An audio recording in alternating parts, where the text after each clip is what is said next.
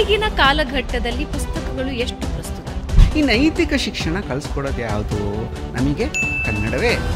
African ಕಾದಂಬರಿಗಳನ್ನು ಅನುವಾದ ಮಾಡಿಸ್ತೇನೆ ನಾನು. ಬಹುತೇಕರು ಅದು ಇಲ್ಲಿಯ ದಲಿತ ಸಂವೇದನೆಗೆ ಸಮವಾಗಿದೆ ಅಂತ ಹೇಳಿದ್ರು. ಚೈನಾ ದೇಶದ ಬದುಕಿನ ಕ್ರಮ ನಮ್ಮ ಬದುಕಿನ ಕ್ರಮ ಒಂದೇ ಅಂತ ಎಲ್ಲರೂ ಎಷ್ಟು ಆಶ್ಚರ್ಯಪಟ್ಟರು ಅಂದರೆ, ಬರೀ ಅನುವಾದ ಅಂದರೆ ಅಲ್ಲಿಂದ ಕನ್ನಡಕ್ಕೆ ತರೋದು ಒಂದೇ ಅಲ್ಲ, ಅದನ್ನ ನಂಬೋದು ಇಲ್ಲ. ನಮ್ಮಲ್ಲಿಂದ ಕನ್ನಡಕ್ಕೆ ಹೋಗಬೇಕು.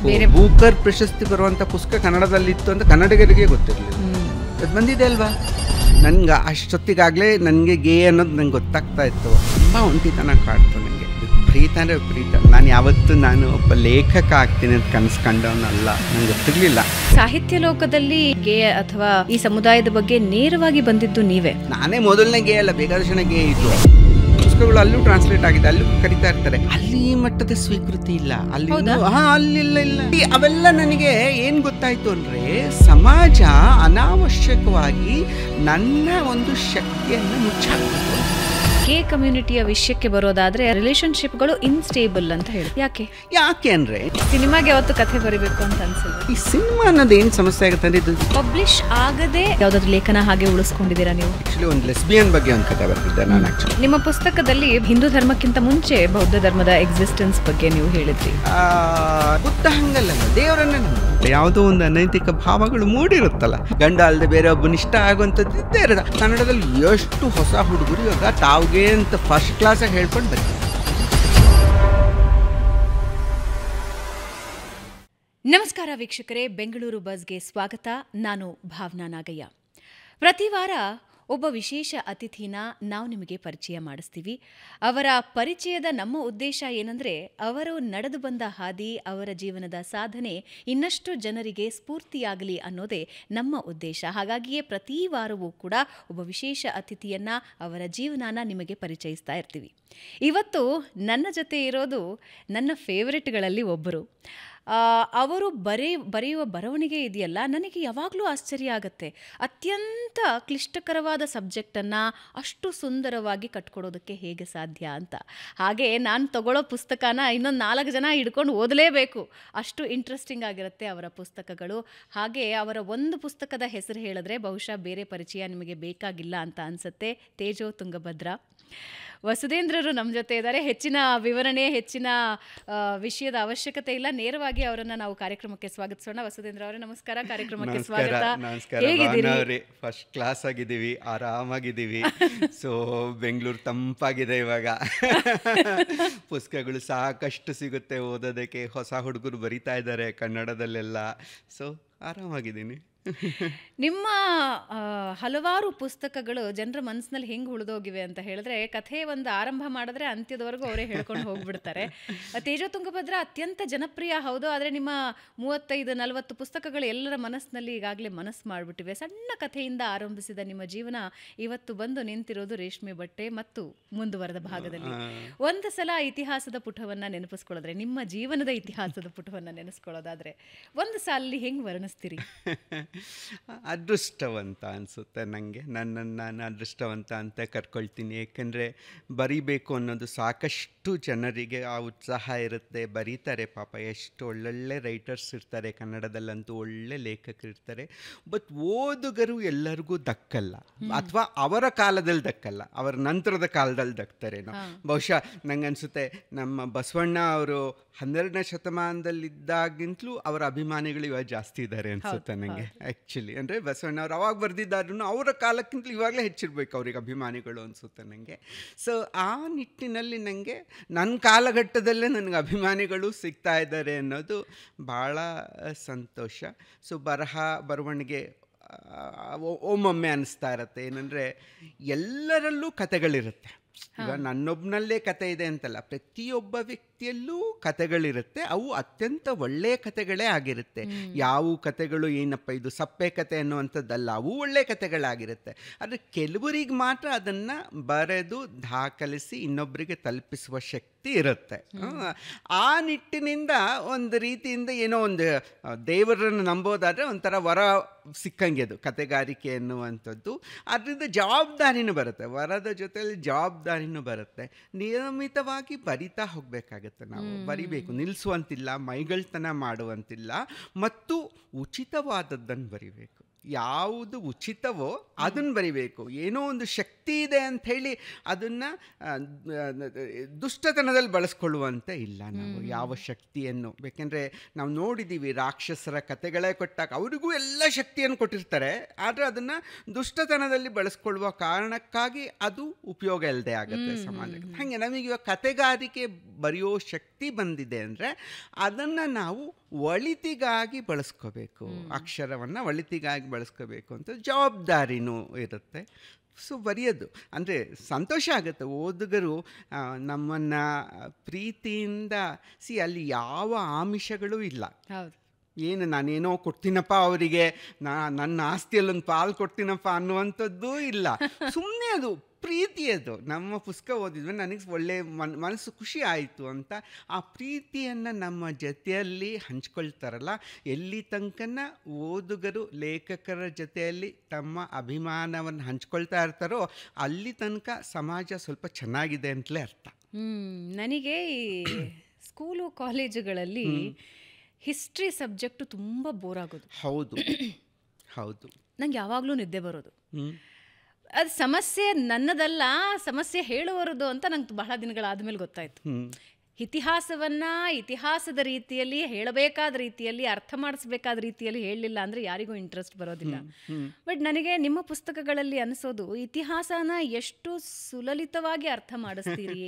ಬರೀ ಇತಿಹಾಸ ಅಲ್ಲ, ಆಗಿನ ಕಾಲದ ಜನಜೀವನ ಹೇಗಿತ್ತು, ದುಡಿಮೆ ಹೇಗಿತ್ತು, ಜಾತಿ ಪದ್ಧತಿಗಳು ಹೇಗಿದ್ವು, ಧರ್ಮ ವೈಷಮ್ಯಗಳು ಹೇಗಿದ್ವು, ಅದನ್ನ ಇಷ್ಟು ಸುಲಲಿತವಾಗಿ ಯಾರಿಗೂ ಅರ್ಥ ಮಾಡಿಸಬಹುದು ಅನ್ನೋದನ್ನ ನಾನು ಬಹುಶಃ ಅತೀ ಕಡಿಮೆ ಲೇಖಕರಲ್ಲಿ ನಾನು ನೋಡಿರೋದು. ನಾನು ಹೆಚ್ಚಾಗಿ ನಿಮ್ಮನ್ನು ಹೊಗಳ್ತಾ ಇದ್ದೀನಿ ಅಂತಲ್ಲ, ಯಾಕಂದ್ರೆ ನಾನು ಅದನ್ನ ಅನುಭವಿಸಿ ಓದಿ ಅರ್ಥ ಮಾಡ್ಕೊಂಡಿರೋದ್ರಿಂದ ನಾನು ಅದನ್ನ ನಿಮಗೆ ಎಕ್ಸ್ಪ್ರೆಸ್ ಮಾಡ್ತಾ ಇದ್ದೀನಿ.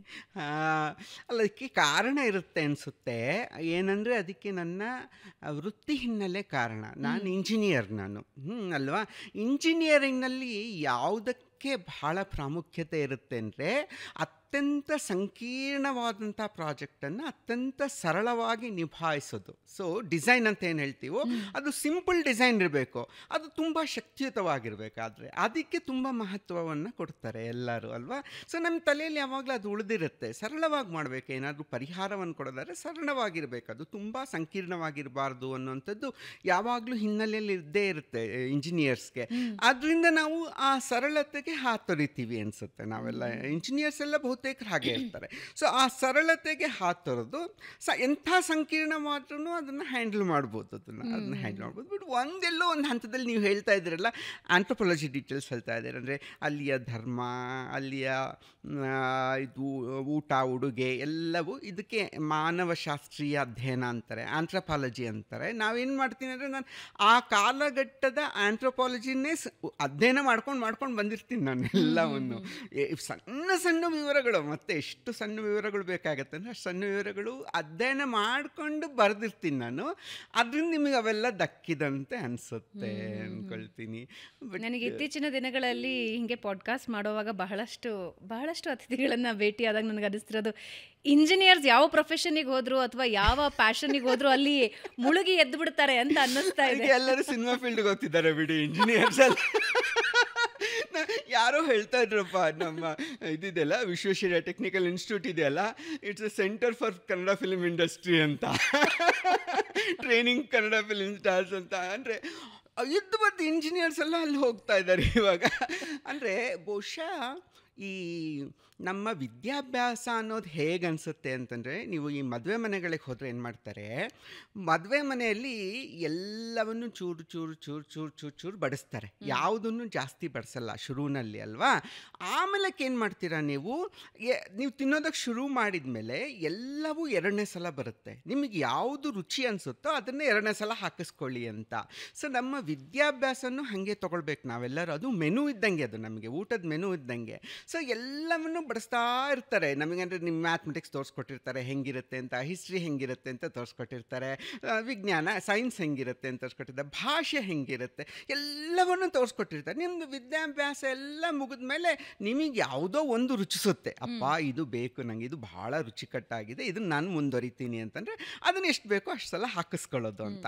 ಹಾಗೆ ಬಹುಶಃ ವಿದ್ಯಾಭ್ಯಾಸಕ್ಕೆ ನಾವು ಓದಿದ ಒಂದು ಏನು ಡಿಗ್ರಿ ಇರುತ್ತೋ, ನಾವೇನು ಇದರಲ್ಲಿ ಪ್ರವೀಣರಾಗಿರ್ತೋ ಅದರಲ್ಲಿ ಅದರಲ್ಲೇ ಮುಂದುವರಿಬೇಕು ಅನ್ನುವಂಥ ಹಠ ಬೇಡ. ಯಾಕಂದರೆ ನಮಗೆ ಅಂದರೆ ಇವಾಗ ನಮ್ಮ ವೃತ್ತಿಯನ್ನು ಆಯ್ಕೆ ಮಾಡ್ಕೊಳ್ಳಿದ್ದೆಯಲ್ಲ, ಇದು ಬಹಳ ಚಾಲೆಂಜ್ ಇದು. ಸೊ 2 ಸಂಗತಿಗಳು ಬರುತ್ತೆ. ಒಂದು ವೃತ್ತಿ ಏನಾಗುತ್ತೆ ಅಂತಂದರೆ ನಮಗೆ ಹಣವನ್ನೂ ತಂದುಕೊಡ್ಬೇಕು, ನಮ್ಮ ಬದುಕಿಗೆ ಜೀವಿಸೋದಕ್ಕೆ ಹಣವನ್ನೂ ತಂದುಕೊಡ್ಬೇಕು, ಮತ್ತು ನಮಗೆ ಸಂತೋಷವನ್ನು ತಂದುಕೊಡ್ಬೇಕು. ಇವೆರಡು ಸನ್ಸಲ್ಲ, ಸಾಮಾನ್ಯವಾಗಿ ಇವೆರಡು ಇದಾಗಲ್ಲ. ಬಹುತೇಕರ ಸಮಸ್ಯೆ ಇದೆ, ಇವೆರಡು ಸನ್ಸಲ್ಲ ಅನ್ನೋದೇ ಸಮಸ್ಯೆ ಆಗ್ತಿರುತ್ತಲ್ಲ. ಆದ್ದರಿಂದಾಗಿ ಯಾವುದೋ ಒಂದು ಸಣ್ಣ ರೀತಿಯಲ್ಲನ್ನ ನನಗೆ ರುಚಿಯಾದ ಸಂಗತಿಯನ್ನು ನಾನು ಮಾಡ್ತಾ ಹೋಗ್ತೀನಪ್ಪ ಅಂತೇಳಿ ಹೊರಡಬೇಕಾಗುತ್ತೆ. ಮನುಷ್ಯ ಹಣದ ಹಿಂದೆ ಹೆಚ್ಚಿಗೆ ಬೀಳದೆ ಆ ನಿಟ್ಟಿನಲ್ಲಿ ಹೋಗಬೇಕಾಗತ್ತೆ ಅಂತ ಹೇಳಿ ಅನಿಸುತ್ತೆ ನನಗೆ.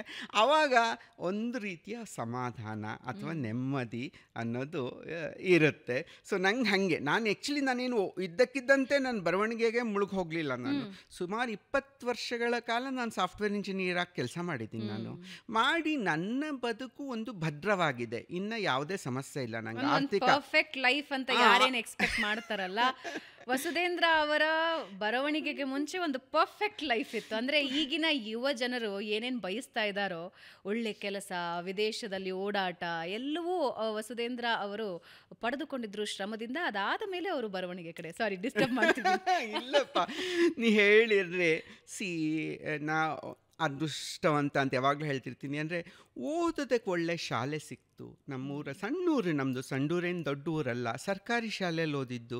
ಎಷ್ಟು ಚೆಂದ ಕಲಿಸ್ಕೊಟ್ರು ನಮ್ಮ ಶಾಲೆಯಲ್ಲಿ, ಅಂದರೆ ತುಂಬ ಚೆನ್ನಾಗಿ ಕಲಿಸ್ಕೊಟ್ರು ನಮ್ಮ ಮೇಷ್ಟ್ರುಗಳೆಲ್ಲರೂ. ನಮಗೇನು ಬರ್ತಿದ್ದಿಲ್ಲ ಅಂದರೆ ಇಂಗ್ಲೀಷ್ ಬರ್ತಿರ್ಲಿಲ್ಲ ಅಷ್ಟೇ. ಸೊ ಇಂಗ್ಲೀಷ್ ಯಾವಾಗಲೂ ಹಳ್ಳಿಯ ಹಿನ್ನೆಲೆಯಿಂದ ಬಂದ ಹುಡುಗರಿಗೆ ಇಂಗ್ಲೀಷ್ ಬರಲ್ಲ, ನನಗೂ ಬರ್ತಿರ್ಲಿಲ್ಲ ಇಂಗ್ಲೀಷ್. ಆವಾಗ ಆನಂತರ ಕಲ್ತ್ಕೊಂಡಿದ್ದಾಯಿತು. ಅದು ಪರವಾಗಿಲ್ಲ, ಇಂಗ್ಲೀಷ್ ಜ್ಞಾನ ಅಲ್ಲ, ಒಂದು ಭಾಷೆ ಜ್ಞಾನ ಅಲ್ಲ ಅದು. ಸೊ ಆಮೇಲೆ ನಮ್ಗೆ ಒಳ್ಳೆ ಕಾಲೇಜ್ ಸಿಕ್ತು. ಕಷ್ಟಪಟ್ಟು ಓದುವ ಹುಡುಗರಿಗೆ, ನಾನೆಲ್ಲ ಕಡೆಗೂ ರ್ಯಾಂಕೆ, ಸೊ ರ್ಯಾಂಕ್ ಬರ್ತಾನೆ ಇದ್ದೆ ನಾನು. ಸೊ ಶಾಲೆಗ ರಾಜ್ಯಕ್ಕೆ 2ನೇ ಪ್ರಶಸ್ತಿ, 2ನೇ ರ್ಯಾಂಕ್ ಬಂದಿದ್ದು. ಅದು ಮೊದಲು ನಾನು ಯೂನಿವರ್ಸಿಟಿ ರ್ಯಾಂಕ್. ನಮ್ಮ ಸಣ್ಣ ಊರುಗಳು ನಮಗೇನು ಐಡಿಯಾಸೇ ಇರಲ್ಲ ನಮಗೆ. ಆ್ಯಕ್ಚುಲಿ ನಮಗೆ ರ್ಯಾಂಕ್ ಬರುವಂಥ ವ್ಯಕ್ತಿತ್ವಗಳು ನಾವು ಅಂತಲೇ ಗೊತ್ತಿರಲ್ಲ ನಮಗೆ ಎಷ್ಟೋ ಸಲ. ಈ ಟೈಮಲ್ಲ ಮೊಬೈಲ್ ಇದೆ, ಒಂದು ಟಿ ವಿ ಇದೆ, ಎಲ್ಲ ಜಗತ್ತು ಗೊತ್ತಾಗುತ್ತೆ. ನಮ್ಮ ಕಾಲದಲ್ಲಿ ನಮಗೇನೂ ಗೊತ್ತಿಲ್ಲ, ನಾವು ನ್ಯೂಸ್ ಪೇಪರ್ ಓದ್ತಿರ್ಲಿಲ್ಲ ಆ ಕಾಲದಲ್ಲಿ, ನಮಗೇನೂ ಗೊತ್ತಿರಲಿಲ್ಲ ಆ ಟೈಮಲ್ಲಿ. ಬಟ್ ಒಳ್ಳೆ ಒಂದು ತಳಹದಿ ಹಾಕ್ಕೊಡ್ತು ಶಾಲೆ ನಮಗೆ.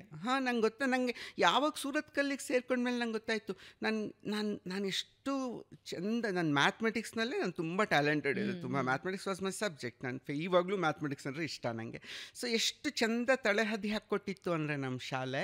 ಸೊ ನಾನು ಅಲ್ಲಿ ಹೋದಾಗ ನನಗೆ ಇಂಗ್ಲೀಷ್ ಬರೋಲ್ಲ ಅನ್ನೋದೊಂದೇ, ಬಟ್ ಮ್ಯಾಥಮೆಟಿಕ್ಸ್ ಬಂದಾಗ ನನ್ನಷ್ಟು ಫಾಸ್ಟಾಗಿ, ನನ್ನಷ್ಟು ವೇಗವಾಗಿ ಯಾರೂ ಮಾಡ್ತಿರ್ಲಿಲ್ಲ ಮ್ಯಾಥ್ಸ್. ನನ್ನ ಹತ್ರ ಬರ್ತಾಯಿದ್ರು ಎಲ್ಲರೂ ಕೇಳ್ಕೊಳ್ಳೋಕ್ಕೆ ಎಷ್ಟೊಂದು ಮ್ಯಾಥಮೆಟಿಕ್ಸ್ ವಿಷಯಗಳನ್ನು.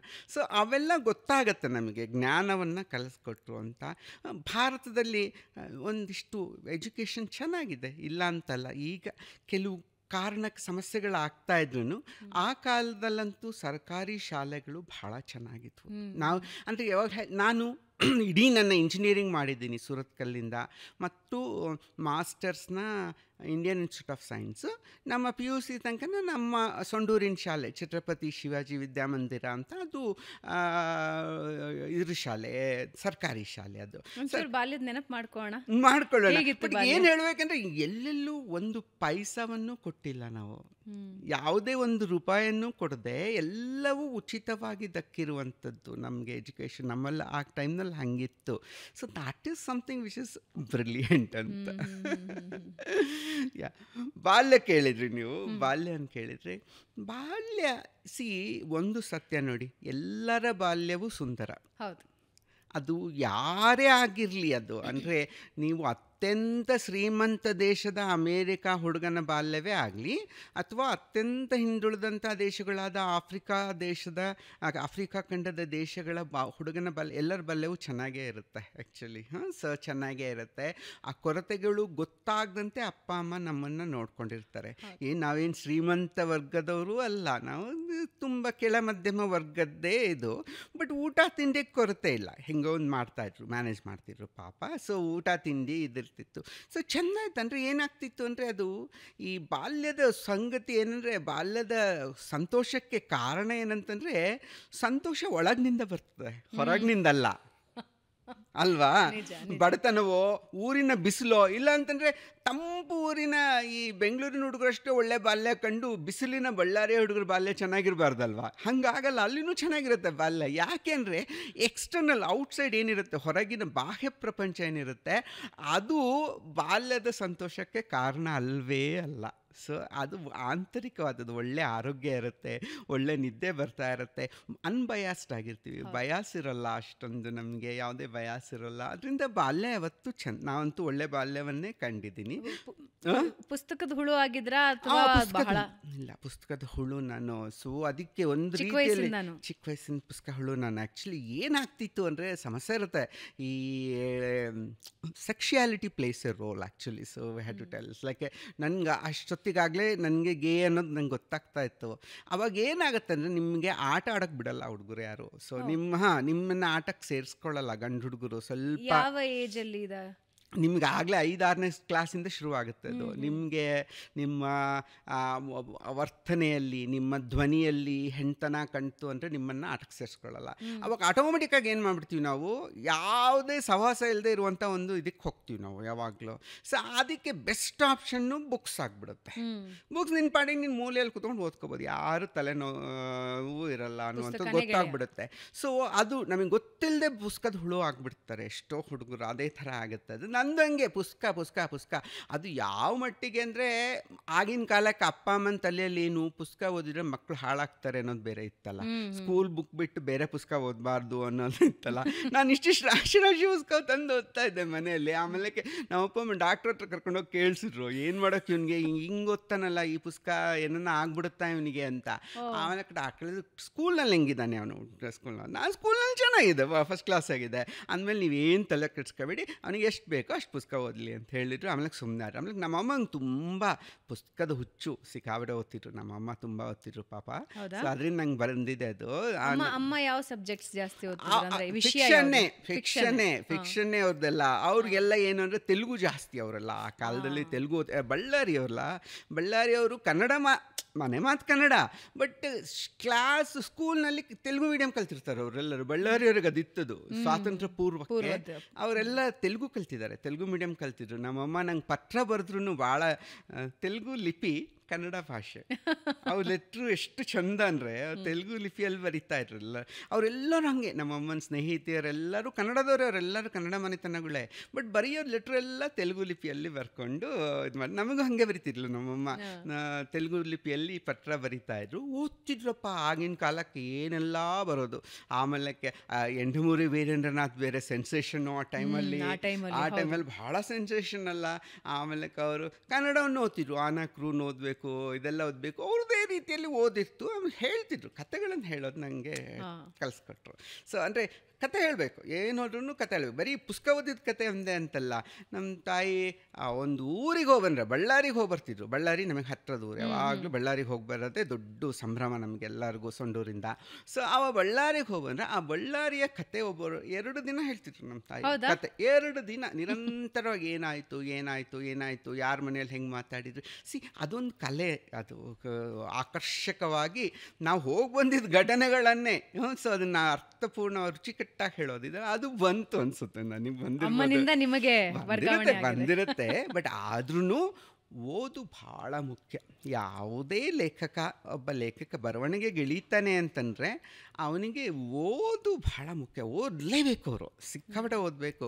ಓದದೆ ಬರೆಯೋಕ್ಕೆ ಪ್ರಾರಂಭ ಬರ್ತೀನಿ ಅಂತಂದರೆ ಸಿಗಲ್ಲ ನಿಮಗೆ. ಭಾಷೆಯೂ ದಕ್ಕಲ್ಲ, ಆಮೇಲೆ ಜ್ಞಾನವೂ ದಕ್ಕಲ್ಲ. ನಿಮಗೇನು ಬರಿಬೇಕು ಅಂತ ಗೊತ್ತಾಗಲ್ಲ ಅಷ್ಟೇ. ಏನೋ ನಿಮ್ಮ ಅನುಭವಗಳನ್ನು ಕ್ರೂಡಾಗಿ ಹೇಳ್ಕೊಳಕ್ಕೆ ಬರ್ಬೋದು ಅಷ್ಟೇ ಹೊರತಾಗಿ ಬೇರೆ ಏನೂ ಬರೆಯೋಕ್ಕಾಗಲ್ಲ ಆವಾಗ. ಸೊ ಓದುವಿಕೆ it's A foundation for any author. ಬಹುಶಃ ನಾವು ಓದದೆ ಕತೆಗಾರ ಆದೆ ಅಂತ ಯಾವ ಕತೆಗಾರನೂ ಹೇಳಲಿಕ್ಕಿಲ್ಲ ಆ್ಯಕ್ಚುಲಿ. ಸೊ ಓದಲೇಬೇಕು. ಆಮೇಲೆ ಆ ಕತೆಗಾರಿಕೆಯ ಗುಣಮಟ್ಟವನ್ನು ಉಳಿಸ್ಕೊಳ್ಬೇಕು ಅಂದರೂ ಕೂಡ ನೀವು ಓದ್ತಾನೆ ಇರಬೇಕು ನಿರಂತರ. ನೀವು ಹಿಂದೆ ಓದ್ಬಿಟ್ಟಿದ್ದೀನಿ ಮುಗೀತು ಅನ್ನಂಗಿಲ್ಲ, ಇವಾಗೂ ಓದ್ತಾ ಇರಬೇಕು. ಏನು ನಿಂತ ನೀರಾಗಬಾರ್ದು. ಆಗಲ್ಲ, ನಿತ್ಯ ಅದೊಂದು ಏನಂದರೆ ರಿಯಾಜ್. ನೀ ಹಿಂದೂಸ್ತಾನಿ ಶಾಸ್ತ್ರೀಯ ಸಂಗೀತ ಕರ್ನಾಟಕನವ್ರು ಹೇಳ್ತಾರಲ್ಲ, ಬೆಳಿಗ್ಗೆದ್ದು 1 ತಾಸು 2 ತಾಸು ಎಷ್ಟು ದಿನ ವಯಸ್ಸಾದ್ರೂ ಮಾಡಬೇಕು ಅವರು, ಅಭ್ಯಾಸ ಅಭ್ಯಾಸ ಮಾಡಲೇಬೇಕು. ಬೆಳಿಗ್ಗೆದ್ದು ರಿಯಾಜ್ ಮಾಡ್ತಾರೆ ಅವರೆಲ್ಲರೂ. ನಮಗೆ ಹಾಗೆ ಅದು ಸಾಹಿತಿಗಳಿಗೆ ಏನಾದರೂ ಓದ್ತಾ ಇರ್ಬೇಕು ನಾವು, ಓದಿದ್ರೇ ಬರವಣಿಗೆ ಬರುತ್ತೆ ಅಂತದ್ದು. ಯಾರು ನನ್ನ ಗೆಳೆಯ ಒಂದು ಮೆಟಾಫರ್ ಕೊಡ್ತಾ ಇರ್ತಾನೆ, ಹೆಂಗೆ ಅಂದರೆ ಅವನು ಈ ಬೀಸೆಕಲ್ಲು ಇದ್ದಂಗೆ ಅಂತ. ನಾನು ಈ ಬೀಸೆಕಲ್ನಲ್ಲಿ ಏನಾಗುತ್ತೆ ಗೊತ್ತಾ, ಸೊ ನೀವು ಮೇಲಿಂದ ಕಾಳುಗಳನ್ನು ಸುರಿತಾ ಇದ್ರೆ ಕೆಳಗೆ ಹಿಟ್ಟು ಬರುತ್ತೆ, ಇಲ್ಲ ಅಂದರೆ ಎಲ್ಲ ಬರೀ ಗಲಾಟೆ ಮಾಡೋದಷ್ಟೇ. ನೀವು ವಿದ್ವತ್ತಿಲ್ಲದೆ ಬರೀ ಬರವಣಿಗೆ ಅಷ್ಟೇ ಗೊತ್ತಿದೆ ಅಂತ ಬರಿತಾನೆ ಕೂತ್ಕೊಂಡ್ರೆ ನೀವು ಬರೀ ಗಲಾಟೆ ಮಾಡ್ಕೊಂತ ಕೂತ್ಕೊಂಡ್ತೀವಿ ನಾವು ಅಷ್ಟೇ. ಸೊ ಹಿಟ್ಟು ಬರಲ್ಲ ನಿಮಗೆ. ಸೊ ಹಿಟ್ಟು ಬರಬೇಕು ಅಂತಂದ್ರೆ ಮೇಲ್ ಕಾಳು ಹಾಕ್ತಾನೆ ಇರಬೇಕು ಬೀಸೆಕಲ್ಲಲ್ಲಿ ಅಲ್ವಾ. ಸೊ ಹಾಗೆ ಓದು ಕೂಡ ನಮಗೆ ಓದಬೇಕಾಗತ್ತೆ. ಒಂದು ಬ್ಯೂಟಿಫುಲ್ ಎಕ್ಸಾಂಪಲ್, ತುಂಬಾ ಉತ್ತಮವಾದ ಉದಾಹರಣೆ ಹೇಳಿದ್ದಾರೆ. ಮುಂದಿನ ನಿಮ್ಮ ಬರವಣಿಗೆ ಬರೆಯೋದಕ್ಕೆ ಮುಂಚೆ ಒಂದು ವಿಷಯವನ್ನು ನೀವು ತೆಗೆದ್ರಿ, ಗೇ ಕಮ್ಯುನಿಟಿದು. ಈಗಿನ ಕಾಲ ನಾನು ಯಾಕೆ ಈ ವಿಷಯನ ತೆಗಿತಿದ್ದೀನಿ ಅಂತ ಹೇಳಿದ್ರೆ, ಈಗೂ ಕೂಡ ಒಂದು ರೆಸಿಸ್ಟೆನ್ಸ್ ಇದೆ ಸಮಾಜದಲ್ಲಿ. ತುಂಬಾ ಇದೆ, ಸ್ವಲ್ಪ ಅಲ್ಲ ತುಂಬಾ ಇದೆ. ಮತ್ತು ಅದ್ರ ಬಗ್ಗೆ ಮಾತಾಡ್ಬೇಕು ನಾವೆಲ್ಲರೂ, ಹೆಚ್ಚು ಮಾಡಿದ್ರೆ ಸ್ವಲ್ಪ ಬೆಟರ್ ಆಗಿದೆ. ಈಗ ನಾನು ಇತ್ತೀಚಿನ ದಿನದಲ್ಲಿ ಗಮನಿಸಿದ ಹಾಗೆ ಆಕ್ಸೆಪ್ಟೆನ್ಸ್ ಸ್ವಲ್ಪ ಅದು ಎಲೈಟ್ ಕ್ಲಾಸಲ್ಲಿ ಜಾಸ್ತಿ ಆಗಿದೆ, not at all levels. Okay, ಸ್ವಲ್ಪ ಎಜುಕೇಟೆಡ್ ಎಲೈಟ್ ಲೆವೆಲ್ಸ್ ಅಥವಾ ಸಿಟಿ ಬೇಸ್ನಲ್ಲಿ ಸ್ವಲ್ಪ ಇದೆ. ಇನ್ನು ಸ್ವಲ್ಪ ಕೆಳಗೆ ಹೋಗ್ತಾ ಹೋದರೆ ವಿಲೇಜ್ ಲೆವೆಲ್ನಲ್ಲಿ ಹೋದರೆ ಅಥವಾ ಹಳ್ಳಿಗಳು ಅಥವಾ ಡಿಸ್ಟ್ರಿಕ್ಟ್ ಹೆಡ್ ಕ್ವಾರ್ಟರ್ಸ್ನಲ್ಲಿ ಹೋದರೆ ಇನ್ನೂ ಆಕ್ಸೆಪ್ಟೆನ್ಸಿಗೆ ಹೆಸಿಟೇಷನ್ ಇದೆ. ಸಾಹಿತ್ಯ ಲೋಕದಲ್ಲಿ ಹೀಗೆ ಈ ವಿಷಯದ ಬಗ್ಗೆ, ಗೇ ಅಥವಾ ಈ ಸಮುದಾಯದ ಬಗ್ಗೆ ನೇರವಾಗಿ ಬಂದಿದ್ದು ನೀವೇ? ಹೌದು. ಏನಂದರೆ ಅದನ್ನು ಗುರುತಿಸ್ತಾ ಇದ್ರು. ಅಂದರೆ ನಾನೇ ಮೊದಲನೇ ಗೇ ಅಲ್ಲ, ಬೇಕಾದಷ್ಟು ಜನ ಗೇ ಇದ್ರು. ಹೌದು, ಅವ್ರು ಯಾರು ಹೇಳ್ಕೊಳಕ್ ಹಿಂಜರಿಕೆ ಎಷ್ಟಿತ್ತು ಅಂತ ಹೇಳಿದ್ರೆ, ಸಮಾಜ ಹೆಂಗೆ ಅಕ್ಸೆಪ್ಟ್ ಮಾಡುತ್ತೋ, ತಂದೆ ತಾಯಿ ಏನ್ ಹೇಳ್ತಾರೋ, ಫ್ರೆಂಡ್ಸ್ ಏನ್ ಹೇಳ್ತಾರೋ, ಆ ಮಾನಸಿಕ ತುಮುಲಗಳಲ್ಲೇ ಕೊರಗ್ ಹೋಗ್ತಾ ಇದ್ರು. ಎಷ್ಟು ಚೆನ್ನಾಗಿ ಗೊತ್ತಾಗುತ್ತೆ ಅಂದ್ರೆ, ಕೆಲವು ಲೇಖಕರಂತೂ ಹೆಂಡತಿಯನ್ನ ಬಿಟ್ಬಿಟ್ಟು ಇವರಿಬ್ರು ಲೇಖಕರು ಜೊತೆಯಲ್ಲೇ ಬದುಕಿದ್ದಾರೆ ಇಡೀ ಸಾಯೋ ತನಕ. ಅಂದ್ರೆ I can make out what would have happened there ಅಂತ ಅಲ್ವಾ. ಸೊ ಅದು ಎಷ್ಟು ಜನದ ವಿಷಯದಲ್ಲಿದೆ ಅದು ಕನ್ನಡದಲ್ಲಿ. ಆಮೇಲೆ ಹೇಳ್ತಾರೆ ಕೂಡ, ಎಷ್ಟೋ ಜನ ಹೇಳ್ಕೊಳ್ತಾರೆ ಕೂಡ. ಬಟ್ ಆ ಕಾಲ ಇನ್ನೂ ಏನು ಹೇಳ್ತೀರಾ, ಎಲ್ಲವೂ ಪೂರಕವಾಗಿ ಬಂದಿರಲಿಲ್ಲ ಇನ್ನು. It was not matured enough actually, ಪ್ರಬುದ್ಧವಾಗಿರಲಿಲ್ಲ ಹೇಳ್ಕೊಳ್ಳೋಕ್ಕೆ ಅಂತ. ಆದರೆ ಪ್ರಯತ್ನ ಪಟ್ಟರು ಎಲ್ಲರೂ. ನಮ್ಮ ಕಾರಂತರು ಪ್ರಯತ್ನ ಪಟ್ಟರು, ಅನಂತಮೂರ್ತಿ ಪ್ರಯತ್ನ ಪಟ್ಟರು, ಅಥವಾ ಭೈರಪ್ಪನವ್ರು ಪ್ರಯತ್ನ ಪಟ್ಟರು. ಎಲ್ಲರೂ ಆ ವಿಷಯವನ್ನು ತರೋದಕ್ಕೆ ಟ್ರೈ ಮಾಡಿದ್ದಾರೆ. ಯಾಕೆಂದರೆ they know that it exist in the society ಅಂತ. ಆದರೆ ಅಲ್ಲಿ ಏನಾಗಿದೆ ಅಂದರೆ, ಅದು ಸರಿಯಾದ ಜ್ಞಾನ ಇರಲ್ಲ, ಅದ್ರ ಬಗ್ಗೆ ಯಾರೂ ಮಾತಾಡಲ್ಲ ಆ ಟೈಮಲ್ಲಲ್ವಾ. ಸೊ ನಮ್ಮದೇ ಆದಂಥ ಒಂದು ಕಲ್ಪನೆಗಳನ್ನು ಇಟ್ಕೊಂಡು ಬರೆಯೋಕ್ಕೆ ಹೋಗಿದ್ದಾರೆ ಅವರೆಲ್ಲ. ಅದು ಸರಿಯಾಗಿಲ್ಲ, ಅದು ಸ್ವಲ್ಪ ತಪ್ಪನ್ಸುತ್ತೆ ನನಗೆ. ಅಲ್ಲಿ ಬಂದಿರುವಂಥ ಗೇ ಪಾತ್ರಗಳ ಚಿತ್ರಣ ಸ್ವಲ್ಪ ಸರಿಯಾದದ್ದಲ್ಲ ಅದು ಅನಿಸುತ್ತೆ. ಬಟ್ ನನಗೇನಾಯ್ತು ಅಂದರೆ, ನನಗೆ ಸ್ವಯಂ ಎಕ್ಸ್ಪೀರಿಯನ್ಸಸ್ ಅಂತ ಹೇಳ್ಕೊಂಡು ಬರೆಯೋಕ್ಕೆ ಶುರು ಮಾಡಿದ ತಕ್ಷಣ ಆಯಿತು, 11 ವರ್ಷ ಆಯ್ತು ಇವಾಗ ಬರೆದು, ಮೋಹನ್ ಸ್ವಾಮಿ ಬರೆದು 11 ವರ್ಷ ಆಯಿತು. ಈ 11 ವರ್ಷದಲ್ಲಿ ಎಷ್ಟು ಬದಲಾವಣೆ ಆಗಿದೆ ಅಂದರೆ, ಕನ್ನಡದಲ್ಲಿ ಎಷ್ಟು ಹೊಸ ಹುಡುಗರು ಇವಾಗ ತಾವ್ಗೆ ಅಂತ ಫಸ್ಟ್ ಕ್ಲಾಸಾಗಿ ಹೇಳ್ಕೊಂಡು ಬರಿತಾ ಇದ್ದಾರೆ. ಎಲ್ಲರೂ ಬರಿತಾ ಇದ್ದಾರೆ, ಯಾರಿಗೂ ಕ್ವೀರ್ ಅಂತ ಹೇಳ್ಕೊಳಕ್ಕೆ ಭಯ ಇಲ್ಲ. ಆಟೋಬಯೋಗ್ರಫೀಸ್ಗಳು ಬರ್ತಾ ಇದೆ, ಎಲ್ಲರದು ಕಾದಂಬರಿ ಬರ್ತಾ ಇವೆ. So I am happy actually. ಒಂದು ಬದಲಾವಣೆ ಅಂದರೆ ನನಗೆ ಅದು ಹೆಂಗೆ ಗೊತ್ತಾಗುತ್ತೆ ಅಂದರೆ, ನಾನು ಇದಕ್ಕೆಲ್ಲ ಹೋಗ್ತೀನಲ್ಲ, ತಮಿಳ್ನಾಡಿಗೆ ಹೋಗ್ತೀನಿ, ಕೇರಳಕ್ಕೆ ಹೋಗ್ತೀನಿ, ನನ್ನ ಪುಸ್ತಕಗಳು ಅಲ್ಲೂ ಟ್ರಾನ್ಸ್ಲೇಟ್ ಆಗಿದೆ, ಅಲ್ಲಿಗೂ ಕರಿತಾ ಇರ್ತಾರೆ. ಅಲ್ಲಿ ಈ ಮಟ್ಟದ ಸ್ವೀಕೃತಿ ಇಲ್ಲ, ಅಲ್ಲಿ ಅಲ್ಲಿಲ್ಲ ಇನ್ನು ಈ ಮಟ್ಟದ ಸ್ವೀಕೃತಿ ಇಲ್ಲ ಕನ್ನಡದಷ್ಟು ಸಾಹಿತ್ಯ ಲೋಕದಲ್ಲಿ. ಅಟ್ಲೀಸ್ಟು ಇನ್ನೂ ಮಡಿವಂತಿಕೆ ಇದೆ ಅಲ್ಲೆಲ್ಲ. ಅಲ್ಲಿ ಕನ್ನಡದವರಾಗಲೇ ಪ್ರಗತಿಪರ ಬಿಟ್ಟಿದ್ದಾರೆ, ಸಾಕಷ್ಟು ತೆರ್ಕೊಂಡ್ಬಿಟ್ಟಿದ್ದಾರೆ ಎಲ್ಲರೂ, ವಿಚ್ ಇಸ್ ನಂಗೆ ಖುಷಿ. ಅದೊಂದು ಸಾಧನೆ ಅಂತಲೇ ಅನ್ಸುತ್ತೆ. ಅಂದ್ರೆ ಸಾಮಾಜಿಕವಾಗೂ ನಾವು ನೋಡೋವಾಗ ಆಗಿರೋ ಬದಲಾವಣೆ ಕಣ್ಣಿಗೆ ಕಾಣಿಸ್ತಿದೆ. ಬಹಳಷ್ಟು ಬದಲಾವಣೆ ಆಗಿದೆ. ಇದೇ 10-15 ವರ್ಷಗಳ ಹಿಂದಿನ ಮಾತುಗಳು, ನಡವಳಿಕೆ ಈಗ ಬಹಳಷ್ಟು ಬದಲಾವಣೆ ಆಗಿದೆ. ಆದ್ರೆ ಒಂಚೂರು ನಿಮ್ಮ ಜೀವನಕ್ಕೆ ಹಿಂದಕ್ಕೆ ಹೋಗೋಣ. ನೀವು ಹೇಳ್ತಾ ಇದ್ರಿ 7-8ನೇ ಕ್ಲಾಸ್ ಟೈಮಲ್ಲಿ ನಿಮಗೆ ಆ ಡಿಫ್ರೆನ್ಸಸ್ ಎದುರುಗಡೆ ಇರೋರು ಅದನ್ನ ಮಾಡೋರು ಅಂತ.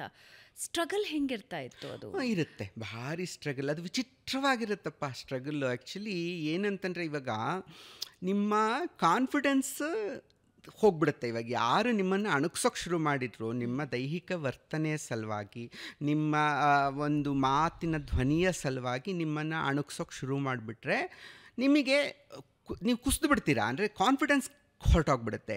ಈ ಕಾನ್ಫಿಡೆನ್ಸ್ ಹೊರಟೋದ್ಮೇಲೆ ಏನು ಮಾಡೋಕ್ಕಾಗಲ್ಲ ನಿಮ್ಮ ಕೈಯಲ್ಲಿ. ಫಾರ್ ಎಕ್ಸಾಂಪಲ್ ಹೇಳ್ತೀನಿ, ಈ ಆಟಗಳಿಗೆ ಹೋದಾಗ ಕ್ರಿಕೆಟ್ ಆಟ ತುಂಬ ಇದಲ್ವಾ, ಭಾಳ ಪ್ರಸಿದ್ಧಿ ಅಲ್ವಾ ಆ ಕಾಲದಲ್ಲಿ. ಆ ಕ್ರಿಕೆಟ್ ಆಡಬೇಕೆಲ್ಲಕ್ಕೆ ಏನಾಗ್ತಾ ಇರುತ್ತೆ, ನೀವು ಬಾಲ್ ಒಗೆಯೋಕ್ಕೆ ಹೋದರೆ ನೀವು ಬಾಲ್ ಒಗೆಯೋ ರೀತಿನೇ ಒಂಥರ ಹೆಣ್ತನದಲ್ಲಿದೆ ಅಂತಂದು ನಗೋಕ್ಕೆ ಶುರು ಮಾಡಿಬಿಟ್ರೆ ಎಲ್ಲರೂ, ನಿಮಗೇನಾಗುತ್ತೆ ಅಂದರೆ ಆ ಕಾನ್ಫಿಡೆನ್ಸ್ ಹೋದ ತಕ್ಷಣ ನಿಮಗೆ ಆಟ ಆಡೋಕ್ಕಾಗಲ್ಲ. ಆವಾಗ ನೀವು ಏನು ಅಂದ್ಕೊಳ್ಳೋಕೆ ಶುರು ಮಾಡ್ತೀವಿ ನಾವು, ಸೊ ನಾನು ಸ್ಪೋರ್ಟ್ಸ್ಗಾಗಿ ಮಾಡಿದಂಥ ದೇಹ ಅಲ್ಲ ನಂದು, ನಾನು ಸ್ಪೋರ್ಟ್ಸ್ ಪರ್ಸನ್ ಅಲ್ಲ ಅಂತ ಅನ್ಕೊಂಡ್ಬಿಡ್ತೀವಿ, ಅನ್ಫಿಟ್ ಅನ್ಕೊಂಡ್ಬಿಡ್ತೀವಿ. ಆದರೆ ನಂಗೆ ಆಮೇಲೆ ಗೊತ್ತಾಯಿತು, ನಾನು 30-35 ವರ್ಷ ಆದಮೇಲೆ ನಾನು I became much more open. ನನಗೇನು ಭಯವೇ ಇಲ್ಲ, ಯಾವ ರಹಸ್ಯಗಳು ನನ್ನಲ್ಲಿಲ್ಲ ಅನ್ನೋಷ್ಟು ನಾನು ಓಪನ್ ಆಗಿಬಿಟ್ನಲ್ಲ. ಆವಾಗ ನಾನು ಆಟ ಆಡೋಕ್ಕೆ ಶುರು ಮಾಡಿದೆ. ನಾನು ಸ್ಕ್ವಾಷ್ ಪ್ಲೇಯರ್, ನಾನು ಸ್ಕ್ವಾಷ್ ಆಡೋದಕ್ಕೆ ಶುರು ಮಾಡಿದೆ. ನಾನು ಎಷ್ಟು ಚೆನ್ನಾಗಿ ಆಡಿದೆ, ನಾನು ಸ್ಕ್ವಾಶು ಎಷ್ಟು ನೀಟಾಗಿ ಆಡೋದು. ಆಮೇಲಕ್ಕಂತೂ ಹೈಕಿಂಗ್ ತೆರ್ಕೊಂಡೆ. ನಾನು ಹೈಕಿಂಗ್ ತೆರ್ಕೊಂಡ್ಮೇಲೆ ನಾನು ಎಷ್ಟು ಹೈಕಿಂಗ್ ಮಾಡ್ತೀನಿ ಅಂದರೆ, ಈವಾಗಲೂ ನಾನು ಅತ್ಯುತ್ತಮ ಹೈಕರ್. ನಾನು ಪ್ರತಿ ವರ್ಷ ಹಿಮಾಲಯಕ್ಕೆ ಹೋಗಿ ಬರ್ತೀನಿ. ಪ್ರತಿ ವರ್ಷ ಒಂದು ಹಿಮಾಲಯನ್ ಟ್ರೆಕ್ ಮಾಡೇ ಮಾಡ್ತೀನಿ. ನಾನು ಇಲ್ಲಿವರೆಗೆ ಆಗಿದೆ ಒಂದು 20 ತನಕ ಮಾಡಿದ್ದೀನಿ ನಾನಾಗಲಿ ಹಿಮಾಲಯನ್ ಟ್ರೆಕ್ಸು. ಓಕೆ, ಆಮೇಲೆ ಕಿಲಿಮಂಜಾರೋ ಹತ್ತಿಳಿದಿದ್ದೀನಿ ನಾನು. ಕೈಲಾಶ್ ಮಾನಸರ ಟ್ರೆಕ್ ಮಾಡಿದ್ದೀನಿ 30 ದಿನ. ಅದು ಇಲ್ಲಿಂದ ಉತ್ತರಾಂಚಲದಿಂದ ಮಾಡಿದ್ದೀನಿ ನಾನು. ಅವೆಲ್ಲ ನನಗೆ ಏನು ಗೊತ್ತಾಯಿತು ಅಂದರೆ, ಸಮಾಜ ಅನಾವಶ್ಯಕವಾಗಿ ನನ್ನ ಒಂದು ಶಕ್ತಿಯನ್ನು ಮುಚ್ಚಾಕ್ಬಿಡ್ತು ಅಂತ, ಸಪ್ರೆಸ್ ಮಾಡ್ತು. ನನಗೆ ಆಟ ಆಡೋ ಶಕ್ತಿ ಇತ್ತು. I would have become A good sports man also, because ಎಲ್ಲರೂ ನಿನ್ನನ್ನು ನೋಡಿ ನಗ್ತಾರೆ, ನಿನ್ನನ್ನು ಇದು ಮಾಡ್ತಾರೆ ಅಂತ ನೀನು ಆಟ ಆಡಲಿಲ್ಲ. ಸೊ ಹಂಗೆ ಎಷ್ಟು ಹುಡುಗರ ಟ್ಯಾಲೆಂಟ್ನ ಹಾಳು ಮಾಡಿದ್ದೀವೋ ನಾವು. ಏಕೆಂದರೆ we think that it's something A manly act ಅಂತ. ಸ್ಪೋರ್ಟ್ಸ್ ಅಂದರೆ ಅಲ್ಲ, ಅದು ಸ್ಕಿಲ್, ಕೌಶಲ.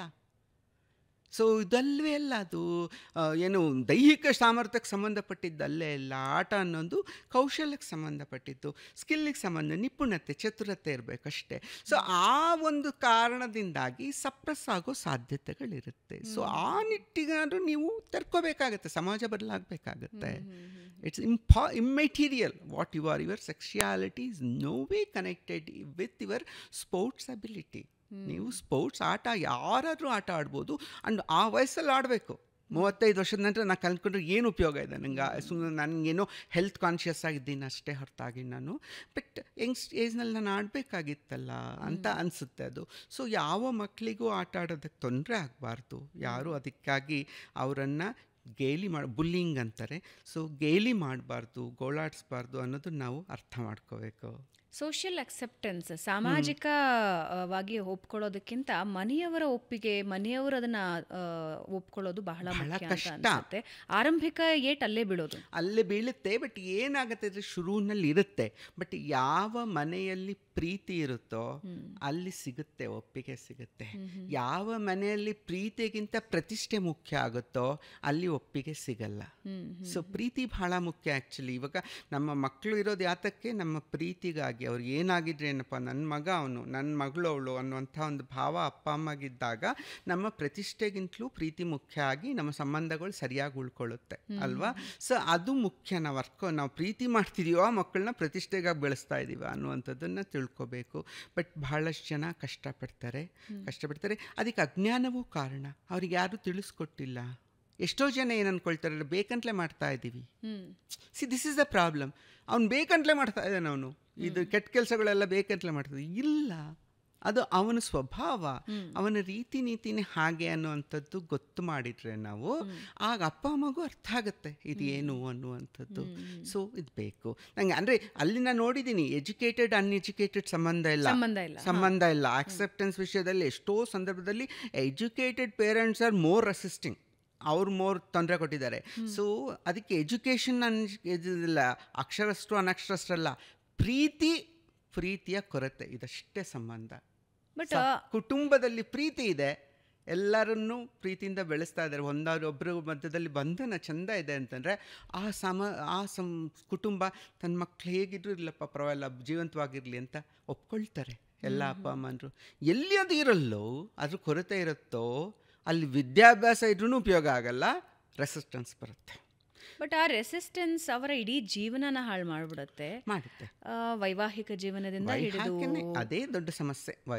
ವಿವಾಹಕ್ಕೆ ಎಷ್ಟು ಬಲವಂತ ಬರುತ್ತೆ ಅಂದರೆ, ನಮ್ಮ ಭಾರತ ದೇಶ ವಿವಾಹವನ್ನು ಎಷ್ಟು ಎಷ್ಟು ಮುಖ್ಯ ಮಾಡಿಟ್ಬಿಟ್ಟಿದ್ದಾರೆ ಅಂತಂದರೆ ಅದೇ ಬದುಕಿನ ಪರಮೋದ್ದೇಶ ಅಂತ ಮಾಡಿಟ್ಬಿಟ್ಟಿದ್ದಾರೆ actually, which is sad. So ಅವ್ರಿಗೆ ಈ ಹುಡುಗರಿಗೂ ಅಷ್ಟೇ, ಈ ಹುಡುಗರಿಗೆ ಧೈರ್ಯವಾಗಿ ವಿರೋಧಿಸುವ ಶಕ್ತಿ ಇರಲ್ಲ. ನಾನೆಲ್ಲಿ ಒಂಟಿಯಾಗಿ ಉಳ್ಕೊಂಡ್ಬಿಡ್ತೀನೋ ಅನ್ನೋಂಥ ಸಮಸ್ಯೆ ಅವ್ರಿಗೂ ಇರುತ್ತೆ. ಇದು ಬರೀ ಒಂದು ಮುಖ ಅಲ್ಲ, ಒಂದೇ ಕಡೆಗಲ್ಲ.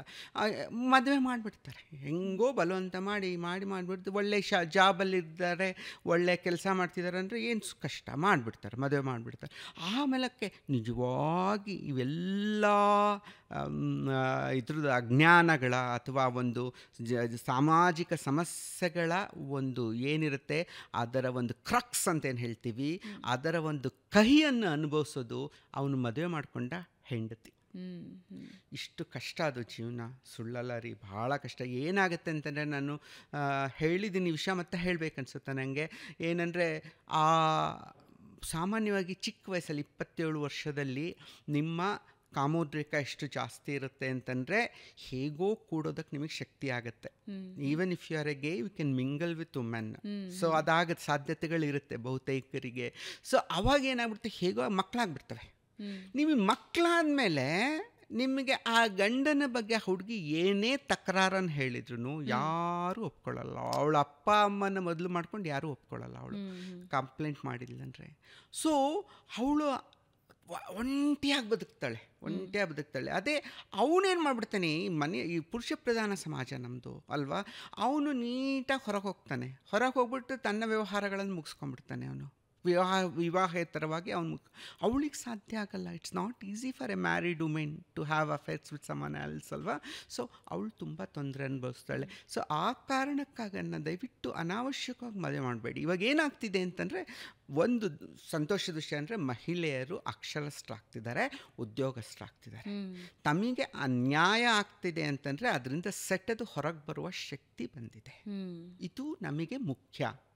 ನಾವು ಎಷ್ಟೋ ಸಂದರ್ಭದಲ್ಲಿ ಭಾರತದಲ್ಲಿ ಡೈವರ್ಸ್ ಆಗ್ತಿದೆ ಅಂತಂತ ಬೇಜಾರು ಪಡ್ತಾರೆ ಎಷ್ಟೋ ಜನ. ಎಷ್ಟೊಂದು ಡೈವರ್ಸ್ ಜಾಸ್ತಿ ಆಗ್ಬಿಟ್ಟಿದೆ ಇಂಡಿಯಾದಲ್ಲಿ ಅಂತ. ಅಲ್ಲ, ಸರಿಯಾದ ಕಾರಣಕ್ಕಾಗಿ ವಿಚ್ಛೇದನಗಳಾಗ್ತಿದೆ ಅಂದರೆ ಅದು ಪ್ರಗತಿಯ ಸಂಕೇತ. ಬೇಡದ ಸಂಬಂಧಗಳಲ್ಲಿ ಅನಾವಶ್ಯಕವಾಗಿ ಕೊಳೆಯುವಂಥದ್ದು ಅವಶ್ಯಕತೆ ಇಲ್ಲ. ಸರಿಯಾದ ಕಾರಣಕ್ಕಾಗಿ ವಿಚ್ಛೇದನಗಳನ್ನು ಪಡಿತಾ ಇದ್ದಾರೆ ಹುಡುಗರು ಅಂತಂದರೆ, ದಂಪತಿ ಅಂದರೆ ದಟ್ಸ್ ಎ ಗುಡ್ ಸೈನ್ ನನ್ನ ಪ್ರಕಾರ, ತಪ್ಪಿಲ್ಲ ಅದರಲ್ಲಿ. ಸೊ ಅದನ್ನು ಹೆಚ್ಚಾಗಬೇಕದು. ಆ್ಯಕ್ಚುಲಿ ನಮಗೆ ಸೂಕ್ತವಾದವ್ರ ಜೊತೆಲಿ ಬದುಕಬೇಕೇ ಹೊರತಾಗಿ ಇಡೀ ಜೀವನವನ್ನು ಒಂದು ಮದುವೆ ಆಗಿದ್ದೀವಿ ಅನ್ನೋ ಕಾರಣಕ್ಕಾಗಿ ನಾವು ಸಲ್ಲದ ಸಂಬಂಧಗಳಲ್ಲಿ ಒದ್ದಾಡ್ಕೊತ ಇರೋದಕ್ಕೆ ಆಗಲ್ಲ, ಅನ್ಯಾಯ ಆಗುತ್ತೆ ಅದು ಆ್ಯಕ್ಚುಲಿ ಅಂತ. ಸೊ ಆ ಕಾರಣಕ್ಕಾಗಿ ಈ ಅವೇರ್ನೆಸ್ ಬೇಕು ಎಲ್ಲರಿಗೆ. ಎಷ್ಟು ಜನಕ್ಕೆ ಗೊತ್ತಿಲ್ಲ, ಅದಕ್ಕೆ ನಾನು ಹೆಚ್ಚು ಪ್ರಾಮುಖ್ಯತೆ ಕೊಡ್ತೀನಿ ಈ ವಿಷಯದ ಬಗ್ಗೆ.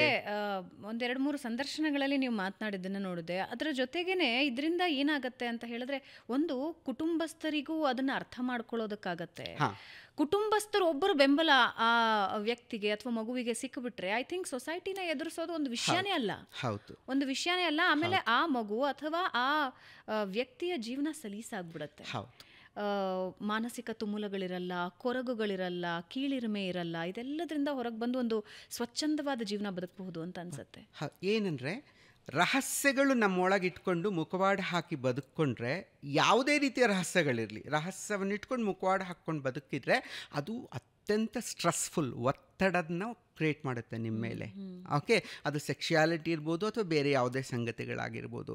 ರಹಸ್ಯಗಳನ್ನು ಇಟ್ಕೊಳ್ಳಿ. ನನ್ನಲ್ಲಿ ಯಾವ ರಹಸ್ಯವೇ ಇಲ್ಲ, ನಾನು ತೆರೆದ ಪುಸ್ತಕ ಅನ್ನೋ ಥರ ಬದುಕಿದ್ರೆ ಅದು ಚಂದವಾಗಿ ಸುಖವಾಗಿರುತ್ತೆ ಬದುಕು. ಆ ಕಾರಣಕ್ಕಾಗಿ ಆದ್ರೂ ನಾವು ಹೇಳ್ಕೋಬೇಕು ಅಂತ ಹೇಳ್ತೇವೆ. ಎಷ್ಟು ಜನ ಕೇಳ್ತಾರೆ, ಯಾಕೆ ಹೇಳ್ಕೋಬೇಕು, why do you want to tell, ಸುಮ್ಮನೆ ನಿನ್ನ ಪಾಡಿಗೆ ನೀನು ಇದ್ಬಿಡು ಅಂತ. ಅಲ್ಲ, ಅದು ಬೇಕಾಗುತ್ತೆ. ಅದು ಯಾಕೆಂದರೆ ಸಮಾಜಕ್ಕೂ ಗೊತ್ತಾಗಬೇಕಾಗತ್ತೆ ಯಾರು ಏನು ಎಂತು ಅನ್ನೋಂಥದ್ದು ಗೊತ್ತಾಗಬೇಕಾಗತ್ತೆ. ನಾನು ಒಂದು ಉದಾಹರಣೆ ಕೊಡ್ತಾನೆ ಇರ್ತೀನಿ. ಸೊ ಅದೇನೆಂದರೆ, ನನ್ನ ಮನೆಯಲ್ಲಿ ಆ್ಯಕ್ಚುಲಿ ನನ್ನ ಅಪಾರ್ಟ್ಮೆಂಟ್ ಒಳಗೆ ಇದಿತ್ತು. ಸ್ವಲ್ಪ 25 ವರ್ಷದಿಂದ ಇರ್ತಿದ್ದೀನಿ ನಾನು ಒಂದೇ ಅಪಾರ್ಟ್ಮೆಂಟಲ್ಲಿ. ಅಲ್ಲಿ ಕೊರಿಯರ್ ಬಂತು ಅಂದರೆ ಫಸ್ಟ್ ಕೊರಿಯರ್ ಹುಡುಗರು ಟೆಲಿಫೋನ್ ಮಾಡೋರು, ಅಂದರೆ ಇಂಟರ್ಕಾಮ್ ಮಾಡಿ ನಾವು ಆಯಿತು ಬನ್ನಿ ಅಂತ ಹೇಳಿದ ಮೇಲೆ ಒಳಗೆ ಬರ್ತಾ ಇದ್ರಲ್ಲ, ಆ ಹುಡುಗರು ಸರ್ ಇದು ಕೊರಿಯರ್ ಬಂದಿದೆ ಅಂದ ತಕ್ಷಣ ಆಯಿತು ಒಳಗೆ ಬನ್ನಿ ಅಂತ ನಾನು ಅಂದ ತಕ್ಷಣ ನನ್ನ ಧ್ವನಿಯ ಕಾರಣಕ್ಕಾಗಿ ಅವರು ಆಯಿತು ಮೇಡಮ್ ಬರ್ತೀನಿ ಅಂತಿದ್ರು ಅವರು. ಸೊ ನನಗೆ ತುಂಬ ನೋವಾಗೋದು, ಅಂದರೆ ಮುಂಚೆ. ಸೊ ಏನಪ್ಪ ಇದು ನನ್ನ ಧ್ವನಿಯಲ್ಲಿ ಹೆಣ್ತನ ಅವ್ನಿಗೆ ಯಾಕೆ ಹಂಗೆ ಅನಿಸುತ್ತೆ, ಅವ್ನು ಯಾಕೆ ನನ್ನ ಧ್ವನಿ ಅಂತ ನಾನು ಧ್ವನಿ ಚೇಂಜ್ ಮಾಡೋಕೆ ಹೋಗ್ಬೇಕೇನೋ ಅಂತೆಲ್ಲ ಅಂದ್ಕೊಳ್ತಿದ್ದೆ. ಆಮೇಲೆ ಯಾವಾಗ ನಮ್ಮನ್ನು ನಾನು ಅಕ್ಸೆಪ್ಟ್ ಮಾಡ್ಕೊಂಡು ಹೋದ್ಮೇಲೆ ಅದು ನೋಡಿ ಮಜಾ ಆಗೋಕ್ಕೆ ಶುರುವಾಯಿತು. ಅವ್ನು ಮೇಡಮ್ ಅಂದ ತಕ್ಷಣ ನಾನು ಬಾ ಮೇಡಮ್ ಮನೇಲಿ ಒಬ್ಬಳೇ ಇದ್ದಾಳೆ, ನಿನಗಾಗಿ ಕಾಯ್ತಾ ಇದ್ದಾಳೆ, ಬಾ ಮೇಡಮ್ ಅಂತ ಹೇಳಿದ್ರೆ ಆ ಹುಡುಗರು ಎಳೆ ಹುಡುಗರು, ಅವರು ಕೊರಿಯರ್ ಹುಡುಗರು ಬಂದು ಕಾಲಿಂಗ್ ಬೆಲ್ ಮಾಡಿದ ತಕ್ಷಣ ನಾವು ಬಾಗಿಲು ತೆಗೆದ ತಕ್ಷಣ ಮೇಡಮ್ ಅನ್ನೋರು. ಹೌದು, ನಾನೇ ಈ ಮನೆ ಮೇಡಮ್ಮು ಅಂತ ತಕ್ಷಣ ಅವರು ಮುಖದಲ್ಲಿ ಒಂಥರ ಪಾಪ ಗೊಂದಲಗೊಂಡು ಓಡೋಗ್ತಾ ಇದ್ರು ಆ ಹುಡುಗರು. C the same incident. ಸತ್ಯವನ್ನು ಒಪ್ಪಿಕೊಂಡಾಗ ಸಂತೋಷದಾಯಕವಾಗಿರುತ್ತೆ, ಇಲ್ಲಾಂದರೆ ಕಷ್ಟ. ಅಳ್ತಿದ್ದೆ ನಾನು ಕೆಲವೊಮ್ಮೆ, ಯಾಕೆ ನಾನು ಹಿಂಗೆ ಅಂತಾರೆ, ನನ್ನ ಧ್ವನಿ ಯಾಕೆ ಹಿಂಗಿದೆ ಅಂತ ಬೇಜಾರು ಮಾಡ್ಕೊಂಡು ಅಳ್ತಿದ್ದೆ. ಅದಿಲ್ಲ, ಅದು ಸಂತೋಷ ಪಡುವ ಸಂಗತಿಯೇ, ಏನೂ ಇದಿಲ್ಲ, ನಿನ್ನನ್ನು ನೀನು ಒಪ್ಕೊಂಬಿಟ್ರೆ ಅಂತ. ಇದು ಯಾವುದೇ ಸಂಗತಿ ಆಗಿರ್ಬೋದು. ಕೆಲವರು ತಾವು ಕಪ್ಪಿದ್ದೀವಿ ಅಂತ ಇನ್ಫೀರಿಯಾರಿಟಿ ಕಾಂಪ್ಲೆಕ್ಸ್ ಇಟ್ಕೊಂಡಿರ್ತಾರೆ. ಕಪ್ಪು ನಮ್ಮ ಕೈಯಲ್ಲಿ ದೇವರು ಕೊಟ್ಟಿದ್ದದು. So that's a good colour. ಈ ದೈವ ಸೃಷ್ಟಿ ಎಲ್ಲವೂ ಸುಂದರವೇ, ಯಾವುದೂ ಕುರೂಪ ಅಲ್ಲ ನನ್ನ ಪ್ರಕಾರ. ಸೊ ಅದನ್ನು ನಾವು ಗೌರವಿಸ್ಕೋಬೇಕು, ನಮ್ಮನ್ನು ನಾವು ಗೌರವಿಸ್ಕೊಳ್ಳೋದು ಕಲ್ತ್ಕೋಬೇಕು. ಯಾವುದೇ ಆಗಿರಲಿ, whether it's a sexuality, whether it is a colour, whether it is anything to do with height, weight, ಏನೇ ಆಗಿರಲಿ. ಸೊ ಒಂದು ವೇಟ್ನ ರಿಡ್ಯೂಸ್ ಮಾಡ್ಕೋಬೋದು actually. So that is there in our hands. Obesity ಒಳ್ಳೆಯದಲ್ಲ, ನಾವು ರಿಡ್ಯೂಸ್ ಮಾಡ್ಕೊಳ್ಳೋಕ್ಕೆ ಮಾರ್ಗಗಳಿವೆ, ಅದನ್ನು ಒಪ್ಕೊಳ್ಳೋಣ. ಬಟ್ ಬೇರೆ ಹೈಟು ಗಿಟಿಗೆ ಏನು ಮಾಡೋಣ? ಜೀನ್ಸಿಂದ ಬಂದಿರುತ್ತಪ್ಪ, ಎತ್ತರ ಇರಲ್ಲ, ಏನೇನು ಕಾರಣಗಳು ಇರ್ತಾವೋ. ಸೊ ಅದಕ್ಕೆ ಕೊರಗಕ್ಕಾಗತ್ತಾ ನಾವು ಯಾರಾದರೂ? ಇಲ್ಲ. ಗಾಂಧೀಜಿ ಇದ್ದಿದ್ದು 5 ಅಡಿ 4 ಇಂಚೆ ಗಾಂಧೀಜಿ, ಬಟ್ ಇಡೀ ದೇಶವನ್ನು ನಾಯಕರಾಗಿದ್ರಲ್ಲ Gandhiji. So height is nothing to do with it. Similarly sexuality is nothing to do with it. Just ಬೇರೆ ಒಂದು ವಿಧದಲ್ಲಿ ಸೆಕ್ಸ್ನಲ್ಲಿ ನಿಮ್ಮ ಆಯ್ಕೆ ಅನ್ನೋದಷ್ಟೇ ಹೊರತಾಗಿ ಬೇರೆ ಏನೂ ಅಲ್ಲಪ್ಪ ಅದು ಅಂತ ಗೊತ್ತಾದರೆ, ಜಗತ್ತಿನ ಬೇರೆ ಸಂಗತಿಗಳೆಲ್ಲ ಸಂಬಂಧವೇ ಇಲ್ಲ ಅದು ಅಂತ ಗೊತ್ತಾದರೆ ಸುಲಭವಾಗುತ್ತೆ ಜೀವನ. ಹೇಳ್ಕೋಬೇಕು, ಎಲ್ಲರೂ ಅದ್ರ ಬಗ್ಗೆ ತಿಳ್ಕೊಬೇಕು, ಒಪ್ಕೊಳ್ಬೇಕು, ನಮ್ಮ ತನಗಳನ್ನು ಒಪ್ಕೊಳ್ಬೇಕು. ಸೊ ಅದು ಬಹಳ ಅವಶ್ಯಕತೆ. ಒಂದು ಪ್ರಶ್ನೆ ಜೊತೆಗೆ ಮುಂದುವರೆದ ನಿಮ್ಮ ಲೇಖನದ ಬಗ್ಗೆ ಹೋಗ್ತೀನಿ ನಾನು. ಗೇ ಕಮ್ಯುನಿಟಿಯ ವಿಷಯಕ್ಕೆ ಬರೋದಾದ್ರೆ ರಿಲೇಶನ್ಶಿಪ್ಗಳು ಇನ್ಸ್ಟೇಬಲ್ ಅಂತ ಹೇಳ್ತಾರೆ. ಹೌದು. ಯಾಕೆ ಅಂದರೆ ನಿಮ್ಮಲ್ಲಿ ಏನಾಗಿದೆ, ಹೆಟ್ರೋಸೆಕ್ಷುಯಾಲಿಟಿ ಅಂತ ಏನು ಹೇಳ್ತೀವಿ, ಸ್ಟ್ರೈಟ್ಸ್ ಅಂತ ಏನು ಹೇಳ್ತೀವಿ, ಅಲ್ಲೇನಿದೆ, ಮದುವೆ ಒಂದು ಸಿಸ್ಟಮ್ ಮಾಡಿಬಿಟ್ಟಿದ್ದಾರೆ. ಇವಾಗ ಮದುವೆ ಅನ್ನೋ ಸಿಸ್ಟಮ್ ಮಾಡಿರೋದ್ರಿಂದ ನಿಮ್ಮನ್ನು ಕಾವಲು ಕಾಯ್ತಾರೆ. ನೀವು ಯಾರನ್ನ ಬೇರೆ ಮದುವೆ ವಿವಾಹೇತರ ಸಂಬಂಧಗಳಿಗೆ ನೀವು ಹೊರಟ್ರಿ ಅಂದರೆ ನಿಮ್ಮನ್ನು ಎಲ್ಲ ಇಡೀ ಸಮಾಜ ಕಣ್ಣಿಟ್ಟು ಕಾಯ್ತಾ ಇರುತ್ತೆ, ನೀವೇನ ಅಂಥದ್ದು ಮಾಡ್ತಾ ಇದ್ದೀರಾ ಅಂತ.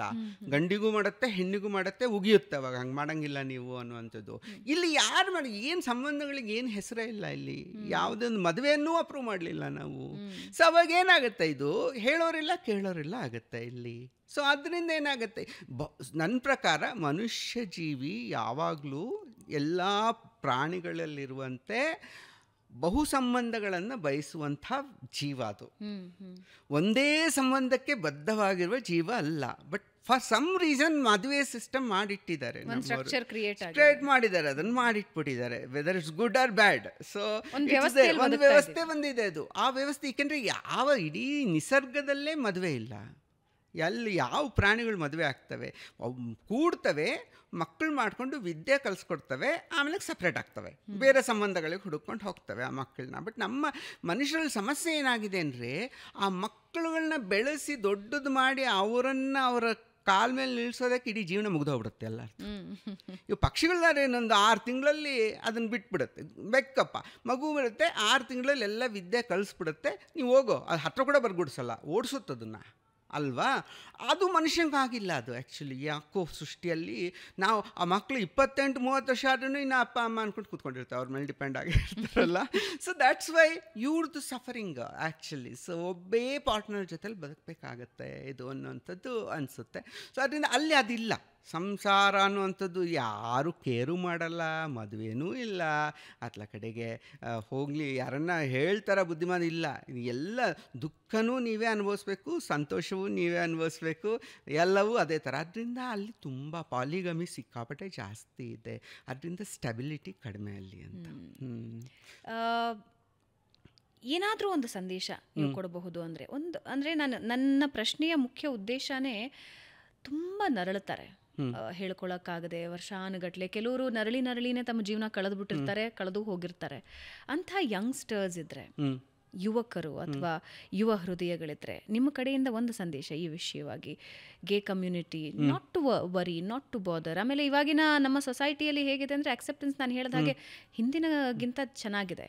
ಬಟ್ ಅವರಿಗೆ ನೀವು ಒಂದು ಸಂದೇಶ ಕೊಡಬಹುದು ಅನ್ನೋದಾದರೆ, ಮಾನಸಿಕವಾಗಿ ಫಸ್ಟು ಧೈರ್ಯ ತಗೊಳ್ಳಿ. ನಿಮ್ಮಿಂದ ಯಾವುದೇ ತಪ್ಪಾಗ್ತಾ ಇಲ್ಲ. ಸೊ ಬಹುತೇಕರು ತಾವು ತಪ್ಪು ಮಾಡ್ತಿದ್ವಿ, ತಾವು ಶಾಪಗ್ರಸ್ತರು ಅಂದ್ಕೊಂಡಿರ್ತಾರೆ. ಅಲ್ಲ, ನೀವು ವರಪುತ್ರರೇ, ನೀವು ಎಲ್ಲರಂತಲೇ ವರಪುತ್ರರೇ. ಸೊ ಅದರಿಂದ ನಿಮ್ಮನ್ನು ನೀವು ಒಪ್ಪಿಕೊಂಡು ಧೈರ್ಯದಿಂದ ಅದನ್ನು ಇದು ಮಾಡ್ಕೊಳ್ಳಿ. ಅದು ಆರಂಭದಲ್ಲಷ್ಟೇ ಸಮಸ್ಯೆ, ಆರಂಭದ ಸ್ಟಾರ್ಟಿಂಗ್ ಟ್ರಬಲ್ ಅಷ್ಟೇ ಅದು. ಆಮೇಲಕ್ಕೆ ನಿಮಗೆ ಒಳ್ಳೆಯ ಜೀವನ ಇದಿರುತ್ತೆ. ಅದನ್ನು ಅರ್ಥ ಮಾಡ್ಕೊಳ್ಳಿ. ಆಮೇಲೆ ನಿಮ್ಮ ಸಮುದಾಯದ ಜೊತೆಲಿ ಸೇರಿಕೊಳ್ಳಿ. ನಿಮಗೇನಾಗತ್ತೆ ಅಂದರೆ, ನೀನು ಯಾವುದು ಬೇರೆ ಕಮ್ಯುನಿಟಿ ಜೊತೆಯಲ್ಲೇ ಇಡ್ರಿ, ಯಾವಾಗಲೂ ಇದ್ರ ಜೊತೆಯಲ್ಲೇ ಇದ್ದರೆ ಅವ್ರು ಯಾವಾಗಲೂ ನಿನ್ನನ್ನು ಕೀಳಾಗಿ ಕಾಣ್ತಾ ಇರ್ತಾರೆ. ಬಟ್ ನಿನ್ನದೇ ಒಂದು ಸಮುದಾಯಕ್ಕೆ ಹೋಗಿ ಸೇರ್ಕೊಂಬಿಟ್ರೆ ನಿಂಗೆ ಧೈರ್ಯ ಬರೋಕ್ಕೆ ಶುರು ಆಗುತ್ತೆ. ಎಲ್ಲರನ್ನ ನೋಡಿದ ತಕ್ಷಣ ಅಯ್ಯಪ್ಪ ನಂತರದವ್ರು ಇಷ್ಟೊಂದು ಜನ ಇದ್ದಾರೆ, ಲಕ್ಷಾಂತರ ಜನ ಇದ್ದಾರೆ, ಕಡಿಮೆ ಇಲ್ಲ, ನಾನು ಅವರಲ್ಲೊಬ್ಬ ಅಂತಂದಾಗ ಧೈರ್ಯ ಬರುತ್ತೆ. ಯಾಕೆಂದರೆ ಸಂಘ ಸಿಕ್ತು ಅಂದರೆ ಶಕ್ತಿ ಬಂದುಬಿಡುತ್ತೆ. ಸೊ ಆ ನಿಟ್ಟಿನಲ್ಲಿ ಯೋಚನೆ ಮಾಡಿ ಪ್ರಾಮಾಣಿಕವಾಗಿ. ಆಮೇಲೆ ಯಾವುದೇ ಕಾರಣಕ್ಕಾಗಿ ನಿಮಗೆ ಹೆಣ್ಣಿನಲ್ಲಿ ಆಸಕ್ತಿ ಇಲ್ಲ ಅಂದರೆ ಮದುವೆ ಆಗಬೇಡಿ. This is a very important message actually. ಇಬ್ಬರು ಜೀವನ ಹಾಳಾಗುತ್ತೆ. ಅವಳದು ಹೆಚ್ಚು ಹಾಳಾಗುತ್ತೆ ನಿಮ್ದಕ್ಕಿಂತ. I am more concerned about the girl. Okay, ಅವಳದು ಹೆಚ್ಚು ಹಾಳಾಗುತ್ತೆ. ಸೊ ದಯವಿಟ್ಟು ಆಮೇಲೆ ಅಪ್ಪ ಅಮ್ಮ ಅನಾವಶ್ಯಕವಾಗಿ ಬಲವಂತ ಮಾಡಬೇಡಿ. ಮಕ್ಕಳು ಮದುವೆ ಆಗಿಲ್ಲ ಅಂದರೆ ಬಿಡಪ್ಪ, ನಿನಗೆ ಇಷ್ಟ ಇದ್ದರೆ ಮಾಡ್ತೀವಿ, ಇಲ್ಲ ಅಂದ್ರೆ ಇಲ್ಲ ಅಂತ ಸ್ಪಷ್ಟವಾಗಿರಿ. ನೀವು ವಿಪರೀತವಾಗಿ ಬಲವಂತ ಮಾಡೋಕ್ಕೆ ಶುರು ಮಾಡಿ ಬ್ಲ್ಯಾಕ್ ಮೇಲ್ ಮಾಡ್ತಾರೆ, ಎಮೋಷ್ನಲ್ ಬ್ಲ್ಯಾಕ್ ಮೇಲ್ ಮಾಡ್ತಾರೆ ಮದುವೆ ಆಗಲೇಬೇಕು ಅಂತ. So which are causing problem. Actually ಸೊಸೈಟಿಯಲ್ಲಿ ತುಂಬ ತೊಂದರೆ ಕೊಡುತ್ತೆ. ಸೊ ಅದು ಇಲ್ಲ ಅಂತಂದರೆ ಸೊ ಚೆನ್ನಾಗೇ ಇರುತ್ತೆ ಸೊಸೈಟಿ. ಸೊ ಅದನ್ನು ಇದು ಮಾಡ್ಕೊಳ್ಳಿ, ನೀವು ಧೈರ್ಯ ವಹಿಸಿ. ಆಮೇಲೆ ಏನೋ ಸಹಾಯ ಬೇಕಂದರೆ ಸಹಾಯವಾಣಿಗಳು ಬೇಕಾದಷ್ಟಿವೆ. ಗೇ ಕಮ್ಯುನಿಟಿಗೆ ಬೆಂಗಳೂರಲ್ಲೂ ಇದೆ, ಎಲ್ಲ ಕಡೆಯಲ್ಲೂ ಸಹಾಯವಾಣಿಗಳಿದ್ದೇ ಇರುತ್ತೆ. ಅದರ ಅಪ್ರೋಚ್ ಮಾಡಿ, ನೀವು ಅಪ್ರೋಚ್ ಮಾಡಿ ಸಹಾಯವನ್ನು ತಗೊಳ್ಳಿ. ಅವ್ರು ಹೆಲ್ಪ್ ಮಾಡ್ತಾರೆ, ಎಲ್ಲ ರೀತಿಯಿಂದಲೂ ಹೆಲ್ಪ್ ಮಾಡ್ತಾರೆ. ನಿಮಗೇನು ಬೇಕು, ಹೇಗೆ ಬೇಕು ಅನ್ನುವಂಥದ್ದು. So that you have to take main courage. You have to have the courage. ಧೈರ್ಯ ಬೇಕು ಸತ್ಯವನ್ನು ಒಪ್ಕೊಳ್ಳೋದಕ್ಕೆ. ಸತ್ಯವನ್ನು ಒಪ್ಕೊಳ್ಳೋದಂದ್ರೆ ಧೈರ್ಯವೇ ಯಾವತ್ತು. ಸೊ ಧೈರ್ಯನೇ ಮುಖ್ಯ ಅಂತ ಒಂದು ಸುಂದರವಾದ ಸಂದೇಶದ ಜೊತೆಗೆ ಇವಾಗ ನಿಮ್ಮ ಬರವಣಿಗೆ ಬನ್ನಿ. ಅದಕ್ಕೆ ಯಾಕೆ ಬರವಣಿಗೆ, ಮ್ಯಾಥ್ಸು, ಇಂಜಿನಿಯರಿಂಗು ಎಲ್ಲಿಯ ಸಂಬಂಧ? ಹೌದು ಅಲ್ವಾ? ಯಾವಾಗ ನಿಮಗೆ ಏನು ಇನ್ಸ್ಪೈರ್ ಮಾಡ್ತು? ನಾನು ಸಣ್ಣ ಕಥೆಗಳಿಂದ ಆರಂಭಿಸಬೇಕು, ನಾನು ಕಥೆಗಾರನಾಗಬೇಕು, ಬರವಣಿಗೆ ಬರಿಬೇಕು, ನಿಮ್ಮನ್ನು ಇನ್ಸ್ಪೈರ್ ಮಾಡಿದ್ದು ಯಾವ ವಿಷಯ ಅನಿಸುತ್ತೆ. ನನಗೂ ಇದು ಭಾಳ ವಿಚಿತ್ರ ಅನಿಸುತ್ತೆ. ನಾನು ಒಬ್ಬ ಲೇಖಕ ಆಗ್ತೀನಿ ಅಂತ ಕನಸ್ಕೊಂಡವನಲ್ಲ. ನಂಗೆ ಗೊತ್ತಿರಲಿಲ್ಲ. ನನ್ನ ತಲೆಯಲ್ಲಿ ಇದ್ದಿದ್ದು ಇಂಜಿನಿಯರಿಂಗು, ಒಳ್ಳೆ ಇಂಜಿನಿಯರ್ ಆಗ್ತೀನಿ, ಒಳ್ಳೆ ಸಂಬಳ ತಗೊಳ್ತೀನಿ, ಬರೀ ಅದೇ ತಲೆಯಲ್ಲಿತ್ತು ನನಗೆ. ಯಾವತ್ತೂ ನಾನು ಲೇಖಕನಾಗ್ತೀನಿ ಅಂತ ಅಂದ್ಕೊಂಡಿರಲಿಲ್ಲ ಅನಿಸುತ್ತೆ. ಓದ್ಕೊಂಡಿದ್ದೆ, ಸಾಹಿತ್ಯದಲ್ಲಿ ಒಲವಿತ್ತು, ಓದ್ಕೊಂಡಿದ್ದೆ, ಅದೆಲ್ಲ ಇತ್ತಾಗಲಿ. ಬಟ್ ಬರೀಬಲ್ಲೆ ಅಂದ್ಕೊಂಡಿರಲಿಲ್ಲ. ಅದು ಹೆಂಗೂ ಇಲ್ಲಿ ಕೊಚ್ಚಿನ್ನಲ್ಲಿದ್ದೆ ನಾನು ಅವಾಗ. ಎರ್ನಾಕುಲಂ ಅಂತೀವಲ್ಲ, ಎರ್ನಾಕುಲಂನಲ್ಲಿ ಕೆಲಸ ಮಾಡ್ತಾಯಿದ್ದೆ ನಾನು 1.5 ವರ್ಷದಲ್ಲಿ ಕೆಲಸ ಮಾಡಿದಾಗ ತುಂಬ ಒಂಟಿತನ ಕಾಡ್ತು ನನಗೆ. ವಿಪರೀತ ಅಂದರೆ ವಿಪರೀತ. ನನಗೇನು ಹೇಳ್ಕೊಳೋಕ್ಕೆ ಇಲ್ಲ ಅನ್ನೋಕ್ಕೆ ಶುರು ಆಗ್ಬಿಡ್ತು. ಅದು ಏನಾಗಿತ್ತು ಅಂದರೆ, ಆ ಟೈಮ್ನಲ್ಲಿ ಎಲ್ಲ ನನ್ನ ಫ್ರೆಂಡ್ಸ್ ಎಲ್ಲ ಮದುವೆ ಮನೆ ಅಂತೆಲ್ಲ ಶುರು ಮಾಡ್ಕೊಂಡ್ಬಿಟ್ಟಿದ್ರು ಆಗಲೇ. ನನಗಂತೂ ಮದುವೆ ಆಗಲ್ಲ ಅಂತ ಗೊತ್ತಿತ್ತು ನನಗೆ, ನಾನು ಮದುವೆ ಆಗಲ್ಲ ಅಂತ. ಅಯ್ಯಪ್ಪ ಇದು ಏನು ಮಾರಯ್ಯ, ನನ್ನ ಐಡೆಂಟಿಟಿ ಏನು, ವಾಟ್ ಈಸ್ ಮೈ ಐಡೆಂಟಿಟಿ ಅಂತ ತುಂಬ ಇದ್ದಾಗ ಬರಿಬೇಕು ಅಂತ ನಾನು ಬರೆಯೋಕ್ಕೆ ಟ್ರೈ ಮಾಡೋಣ, ಬರಿಬೋದೇನೋ ನಾನು ಅಂತ. ಯಾಕೆಂದರೆ ಹಿಂದೊಮ್ಮೆ ಸ್ವಲ್ಪ ಅಟೆಂಪ್ಟ್ಸ್ ಮಾಡಿದ್ದೆ, ಚಿಕ್ಕನ್ನಲ್ಲಿ ಏನೋ ಬರೆದು ಸುಮ್ಮನೆ ಅಸೈನ್ಮೆಂಟ್ ಥರ ಬರೆದು ಸಕ್ಸಸ್ ಆಗಿದ್ದೆ ನಾನು. ಗೊತ್ತಿತ್ತು ನನಗೆ ಅದರಲ್ಲಿ ಏನೋ ಇರ್ಬೋದು ಅಂತ. ಸೊ ಅದರಿಂದ ಬರ್ದ ಮೊದಲನೇ ಕಥೆಯಿಂದಲೇ ಎಲ್ಲರೂ ಚೆನ್ನಾಗಿದೆ ಅಂತ ಹೇಳೋಕ್ಕೆ ಶುರು ಮಾಡಿದ್ರು ನನಗೆ. ಮೊದಲು ವಸುಮತಿ ಉಡುಪ ಬೇರೆ ನಂಗೆ ಗೊತ್ತೇ ಇಲ್ಲ, ಅವ್ರು ಯಾರು ಅಂತಲೇ ಗೊತ್ತಿಲ್ಲ. ಸೊ ಆಗ ತರಂಗದಲ್ಲಿ ಏನು ಮಾಡ್ತಿದ್ರು ಅಂದರೆ, ಒಂದು ವಿಳಾಸ ಕೊಡ್ತಿದ್ರು, ಲೇಖಕರ ವಿಳಾಸ. ನೋಡಿ, ಆಗಿನ ಕಾಲದ ಫೇಸ್ಬುಕ್ ಅದು ವಿಳಾಸ. ವಿಳಾಸ ಕೊಟ್ಬಿಟ್ರೆ ಅವ್ರಿಗೆ ಲೆಟರ್ ಬರೀತಿದ್ವಿ ನಾವು, ಪತ್ರಗಳು. ಸೊ ಪತ್ರಕ್ಕೆ ಬರೀತಿದ್ರು. ಪಾಪ ರೆಸ್ಪಾನ್ಸ್ ಹಾಕಿ ಮಾಡಿದ್ರು. ಮೇಡಮ್ ಓದ್ಬಿಟ್ಟು ನನ್ನ ಕತೆ ಓದ್ಬಿಟ್ಟು, ಚೆನ್ನಾಗಿ ಬರ್ತಿದ್ದೀರಾ ನೀವು, ನನಗೆ ಕಳಿಸಿರೋ ಬದಲು ಇದು ಯಾರಿಗಾದ್ರು ಪತ್ರಿಕೆ ಕಳಿಸಿರೋ ಬರ್ತಾ ಇತ್ತಿದ್ದು, ಚೆನ್ನಾಗಿ ಎಷ್ಟು ಒಳ್ಳೆ ಕತೆ ಬರೀತೀರಾ ನೀವು ಅಂತ ಹೇಳಿ ಇದು ಮಾಡಿದ್ರು, ಅಪ್ರಿಷಿಯೇಟ್ ಮಾಡಿದ್ರು. ಯಾವುದು? ನನ್ನ ಮೊದಲನೇ ಕತೆ ಇಂಥ ವಿಚಿತ್ರ ಅಂದರೆ, ಒಂದು ಇದು ಬರೆದಿದ್ದೀನಿ, ಹುಲಿಗೆ ಹೂವು ಅಂತ ಒಂದು ಕತೆ ಬರೆದಿದ್ದೆ. ಮನುಷ್ಯ ಸಂಕಲನದಲ್ಲಿ ಇದೆ ಅದು. ಅದು ಒಂದು ದಲಿತ ಹೆಣ್ಣು ಮತ್ತು ಬ್ರಾಹ್ಮಣ ಹುಡುಗನ ಮಧ್ಯದ ಒಂದು ಸಂಘರ್ಷದ ಬಗ್ಗೆ ಬರೆದಿರೋ ಕತೆ. ಅದು ಚೆನ್ನಾಗಿದೆ. ಅದು ಕತೆ ಅಂದರೆ ಕಾಲ್ಪನಿಕ. ನನಗೆ ಆ ಜಗತ್ತು ಗೊತ್ತಿಲ್ಲ, ದಲಿತ ಜಗತ್ತು ಹೆಚ್ಚು ಗೊತ್ತಿಲ್ಲ. ಬಟ್ ಐ ಸ್ಟ್ರೈಲ್ ಟು ಏನಾಗ್ತಿತ್ತು ಅಂದರೆ, ನನ್ನ ಕ್ಲಾಸ್ಮೇಟ್ ಒಬ್ಬ, ನನ್ನ ಪಕ್ಕಕ್ಕೆ ಕೂಡುವ ಒಬ್ಬ ಹುಡುಗ, ಅವನು ನಮ್ಮ ಮನೆಗೆ ರಾತ್ರಿ ಭಿಕ್ಷಕ್ಕೆ ಬರ್ತಿದ್ದ ಅವನು. ಓಕೆ, ಸೊ ಅವರಪ್ಪ ದಾಸಪ್ಪ, ಅವ್ನು ಭಿಕ್ಷಕ್ಕೆ ಬರ್ತಾ ಇದ್ದ. ನಾವಿಬ್ಬರು, ನಾನು ಅವ್ನಿಗೆ ಭಿಕ್ಷೆ ಹಾಕಿದ್ಮೇಲೆ ನಾನು ಹೋಮ್ವರ್ಕ್ ಮಾಡಿದೆ ಅಂತೆಲ್ಲ ಕೇಳ್ತಿದ್ದೆ ನಾನು ಅವನ್ನ. ಸರ್ಕಾರಿ ಶಾಲೆಯಲ್ಲಿ ಎಲ್ಲರೂ ಇರ್ತಾರಲ್ಲ, ಅವಾಗೇನೂ ಅನಿಸೇ ಇಲ್ಲ ನನಗೆ ಆ್ಯಕ್ಚುಲಿ. ಆಮೇಲೆ ಪ್ರಶ್ನೆ ಮಾಡ್ತಿದ್ದೆ, C people can't even believe ಇದು, ನನ್ನ ಪಕ್ಕಕ್ಕೆ ಕೂತು ಹುಡುಗನೇ ನಮ್ಮ ಮನೆಗೆ ರಾತ್ರಿ ಭಿಕ್ಷೆಗೆ ಬರ್ತಾ ಇದ್ದ ಕೇಳಿಕೊಂಡು ಅಂತ ಅನ್ನೋಂಥದ್ದು ಅದು ತುಂಬ ಕಾಡ್ತಿತ್ತು ನನಗೆ. ಎಷ್ಟು ಚೆನ್ನಾಗಿದ್ವಲ್ಲ ನಾವೆಲ್ಲ, ಫ್ರೆಂಡ್ಸೇ ಇದ್ವಿ ನಾವು, ಯಾರು ಏನು ತೊಂದರೆ ಇರಲಿಲ್ಲ. ಅವನು ನನ್ನ ಫ್ರೆಂಡೇ, ಅವ್ನ ಕ್ಲಾಸ್ನಲ್ಲಿ ಒಂದೇ ನಾವು ಫ್ರೆಂಡು. ಸೊ ಅವಾಗ ಏನು ಮಾಡಿದೆ, ಅದನ್ನು ಹೆಣ್ಣು ಮಾಡಿದ್ದೀನಿ ಅಷ್ಟೇ ನಾನು. ಹುಡುಗನ ಪರನ ಹುಡುಗಿ ಮಾಡಿಬಿಟ್ಟೆ ನಾನು. ಮಾಡಿಬಿಟ್ಟು ಅವಳು ಒಂದು ದೊಡ್ಡ ಇಂಜಿನಿಯರ್ ಆಗಬೇಕು ಅಂತ ತಲೆಯಲ್ಲೇ ನನಗೆ, ಒಬ್ಬ ದೊಡ್ಡ ಸಾಫ್ಟ್ವೇರ್ ಇಂಜಿನಿಯರ್ ಆಗಿಬಿಟ್ಟು ಇದು ಮಾಡಬೇಕು, ಅವಳು ತನ್ನ ಹಕ್ಕನ್ನು ಸಾಧಿಸಬೇಕು ಅಂತ ಬರ್ತಿದ್ದೆ ನಾನು ಅದನ್ನು. ಸೊ ಇಟ್ಸ್ ಇಂಟ್ರೆಸ್ಟಿಂಗ್ ಆ್ಯಕ್ಚುಲಿ, ಕಾಲ್ಪನಿಕ ಬಟ್ ಇಟ್ಸ್ ಕ್ವೈಟ್ ಇಂಟ್ರೆಸ್ಟಿಂಗ್ ಅದು ಆ ಥರ ಬರೆದೆ. ಆಮೇಲೆ ಬೇರೆ ಜಗತ್ತಿಗೆ ಬಂದುಬಿಟ್ಟೆ ನಾನು. ತುಂಬ ಈ ಮಾಧ್ವ ಬ್ರಾಹ್ಮಣ ಮನೆತನದ ಕಥೆಗಳು ಹೆಚ್ಚು ಬರೆದೆ ನಾನು. ಬಟ್ ಅಲ್ಲಿಗೆ ನಿಂತಿಲ್ಲ ನಂದು. ಎಲ್ಲ ಹೆಂಗಾಗಿದೆ ಅಂದರೆ ಜರ್ನಿ, ನಾನು ಒಂದು 4-5 ವರ್ಷಕ್ಕೆ ಸಬ್ಜೆಕ್ಟ್ ಬದಲಾಯಿಸ್ಕೊಂಡ್ಬಿಟ್ಟಿದ್ದೆ. ನನ್ನ ಬದಲಾಗಿದೆ. ನೀವು ಹೇಳಿದ್ ನೋಡಿ, ಇವಾಗೆಲ್ಲ ಅತ್ಯಂತ ಪ್ರಸಿದ್ಧವಾದ ತೇಜೋತುಂಗ ಭದ್ರಾ ಅಂತ. ಒಂದು ಕಾಲಕ್ಕೆ ನಾನು ಅತ್ಯಂತ ಪ್ರಸಿದ್ಧ ನಮ್ಮಮ್ಮ ಅಂದರೆ ನಂಗೆ ಇಷ್ಟ ಅಂತ, ಭಾಳ ಇಷ್ಟಪಡ್ತಿದ್ರು ಎಲ್ಲರೂ. ನಮ್ಮಮ್ಮ ಅಂದರೆ ನಂಗೆ ಇಷ್ಟನ. ಆಮೇಲೆ ಮೋಹನ್ ಸ್ವಾಮಿ ಬಂತು. ಎಷ್ಟು ಜನ ಮೋಹನ್ ಸ್ವಾಮಿ ಬಗ್ಗೆ ಮಾತಾಡಿದರು, ಕೆಲವು ಕಾಲ ಹಂಪಿ ಎಕ್ಸ್ಪ್ರೆಸ್ ಬಗ್ಗೆ ಮಾತಾಡ್ತಿದ್ರು. ಸೊ ದ್ಯಾಟ್ಸ್ ಶೋಸ್ ಇವೆಲ್ಲವೂ ಬೇರೆ ಬೇರೆ ಬೇರೆ ಬೇರೆ ಥರದ ಬರವಣಿಗೆಗಳು, ಯಾವುವು ಒಂದ್ರ ಥರ ಒಂದಿಲ್ಲ. ಅದು ಹೆಂಗೆ ನೀವು ಅಂದರೆ ಒಂದೇ ಜಾನರಿನ ಕಥೆಗಳನ್ನು ಬಹಳಷ್ಟು ಲೇಖಕರು ಬರೆದಿರೋದನ್ನ ನಾವು ನೋಡಿದ್ದೀವಿ. ಬಟ್ ನಿಮ್ಮದು ಇಷ್ಟು ವರ್ಷಗಳಾದ ಮೇಲೆ ಬದಲಾವಣೆ ಆಗಬೇಕು ಅಂತಲೇ ಇರುತ್ತಾ? ಏನು ಥಾಟ್ ಪ್ರೋಸೆಸ್ ಓಡ್ತಾ ಇಲ್ಲ? ಅದು ಹೆಂಗೇನ್ರಿ, ಸಂಗೀತಗಾರರು ಇದ್ದಂಗೆ ಒಂದೇ ರಾಗ ಹೆಂಗೆ ನುಡಿಸ್ತಾರೆ ಸಂಗೀತಗಾರರು. ಸೊ ರಾಗ ನುಡಿಸ್ತಾ ಇರ್ತಾರೆ, ಅದಾದ್ಮೇಲೆ ಇನ್ನೊಂದು ರಾಗಕ್ಕೆ ಹೋಗಬೇಕು ಅನಿಸುತ್ತೆ.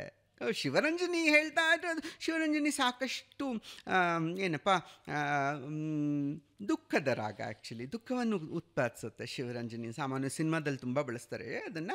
ಸೊ ಶಿವರಂಜನಿ ರಾಗವನ್ನೇ ಯಾವಾಗಲೂ ಹೇಳೋಕ್ಕಾಗಲ್ಲ, ನಿಮಗೆ ಬರಬೇಕು, ತೋಡಿಗೆ ಬರಬೇಕು, ಉತ್ಸಾಹ ಬರುತ್ತೆ ನಿಮಗೆ. ಒಂಥರ ತೋಡಿ ಅಂದರೆ ಕರ್ನಾಟಕ ತೋಡಿ, ಸೊ ಹಿಂದೂಸ್ತಾನಿ ತೋಡಿ ಬೇರೆ. ಮತ್ತು ಸೊ ಕರ್ನಾಟಕ ತೋಡಿಯಲ್ಲಿ ಉತ್ಸಾಹ ಇರುತ್ತೆ ನಮಗೆ, ಅದನ್ನು ಇದು ಮಾಡಿ ಆನಂದ ಭೈರವಿಗೆ ಬರಬೇಕು.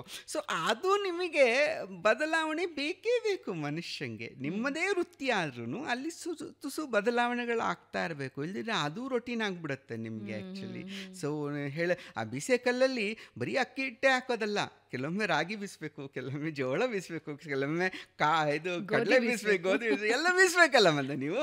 ಸೊ ಆ ನಿಟ್ಟಿನಲ್ಲಿ ನೀವು ಬೇರೆ ಬೇರೆ ಮಾಡ್ತಾ ಹೋಗ್ಬೇಕಾಗತ್ತೆ ಅಂತ. ಸೊ ಅದರಿಂದ ನಾನು ಬದಲಾಗಿದ್ದು, ನಾನು ಮುಂದೂ ಬೇರೆ ಬರಿತೀನಿ ಅಂತ ಅನ್ಸುತ್ತಪ್ಪ, ನಂಗಂತೂ ಹಿಂಗೆ ಇರ್ತೀನಿ ಅಂತ ಅನ್ಸಲ್ಲ. ಅದು ಇನ್ನೂ ಗೊತ್ತಿಲ್ಲ ನನಗೆ.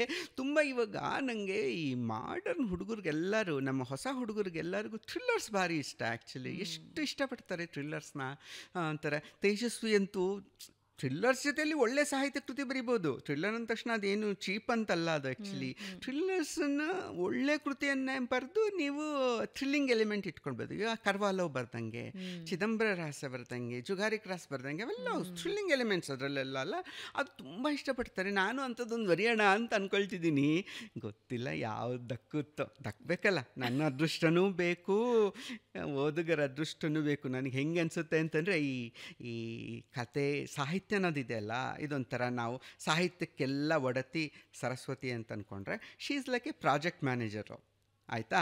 ಅವಳು ಪ್ರಾಜೆಕ್ಟ್ ಮ್ಯಾನೇಜರ್ ಆಗಿ ಏನು ಮಾಡ್ತಾಳೆ, ನಿಮಗೊಂದು ಪೀಸ್ ಕೋಡಿಂಗ್ನ ಕೊಡ್ತಾಳೆ. ನೀನು ಇದನ್ನು ಮಾಡು, ನೀನು ಇದನ್ನು ಮಾಡು, ನೀನು ಇದನ್ನು ಮಾಡು ಅಂತ. ಯಾವ್ದು ಕೊಡ್ತಾಳೋ ಗೊತ್ತಿಲ್ಲ ನಮಗೆ, ಯಾವ ಪೀಸ್ ನಮಗೆ ಬರುತ್ತೋ ಪ್ರೋಗ್ರಾಮಿಂಗು, ಅದನ್ನು ನಾವು ಬರಿತೀವಿ. ಒಟ್ಟಾರೆ ಸಾಹಿತ್ಯದ ಉದ್ದೇಶ ಏನನ್ನೋದು ಆ ಪ್ರಾಜೆಕ್ಟ್ ಮ್ಯಾನೇಜರಿಗೆ ಗೊತ್ತಿರುತ್ತೆ ಹೊರತಾಗಿ ನಮಗೆ ಗೊತ್ತಿರಲ್ಲ.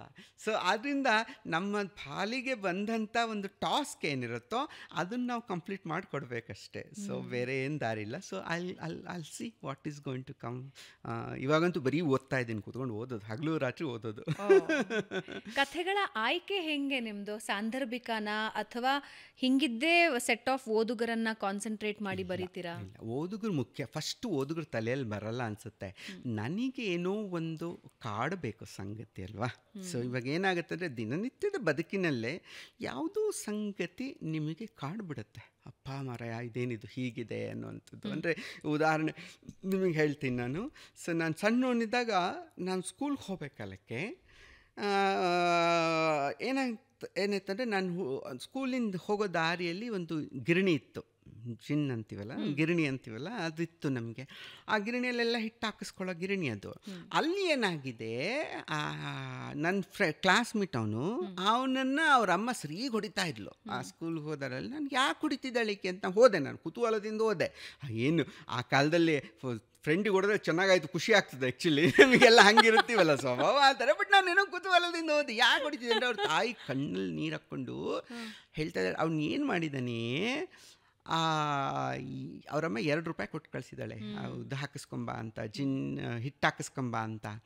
ಅದನ್ನು ಆ ಕಾಳುಗಳಲ್ಲಿ ಇಟ್ಬಿಟ್ಟು ಅದನ್ನ ಹಾಗೆ ಹಾಕ್ಬಿಟ್ಟಿದ್ದಾನೆ. ಅದು ಪುಡಿ ಪುಡಿ ಆಗಿಬಿಟ್ಟಿದೆ ಅದು.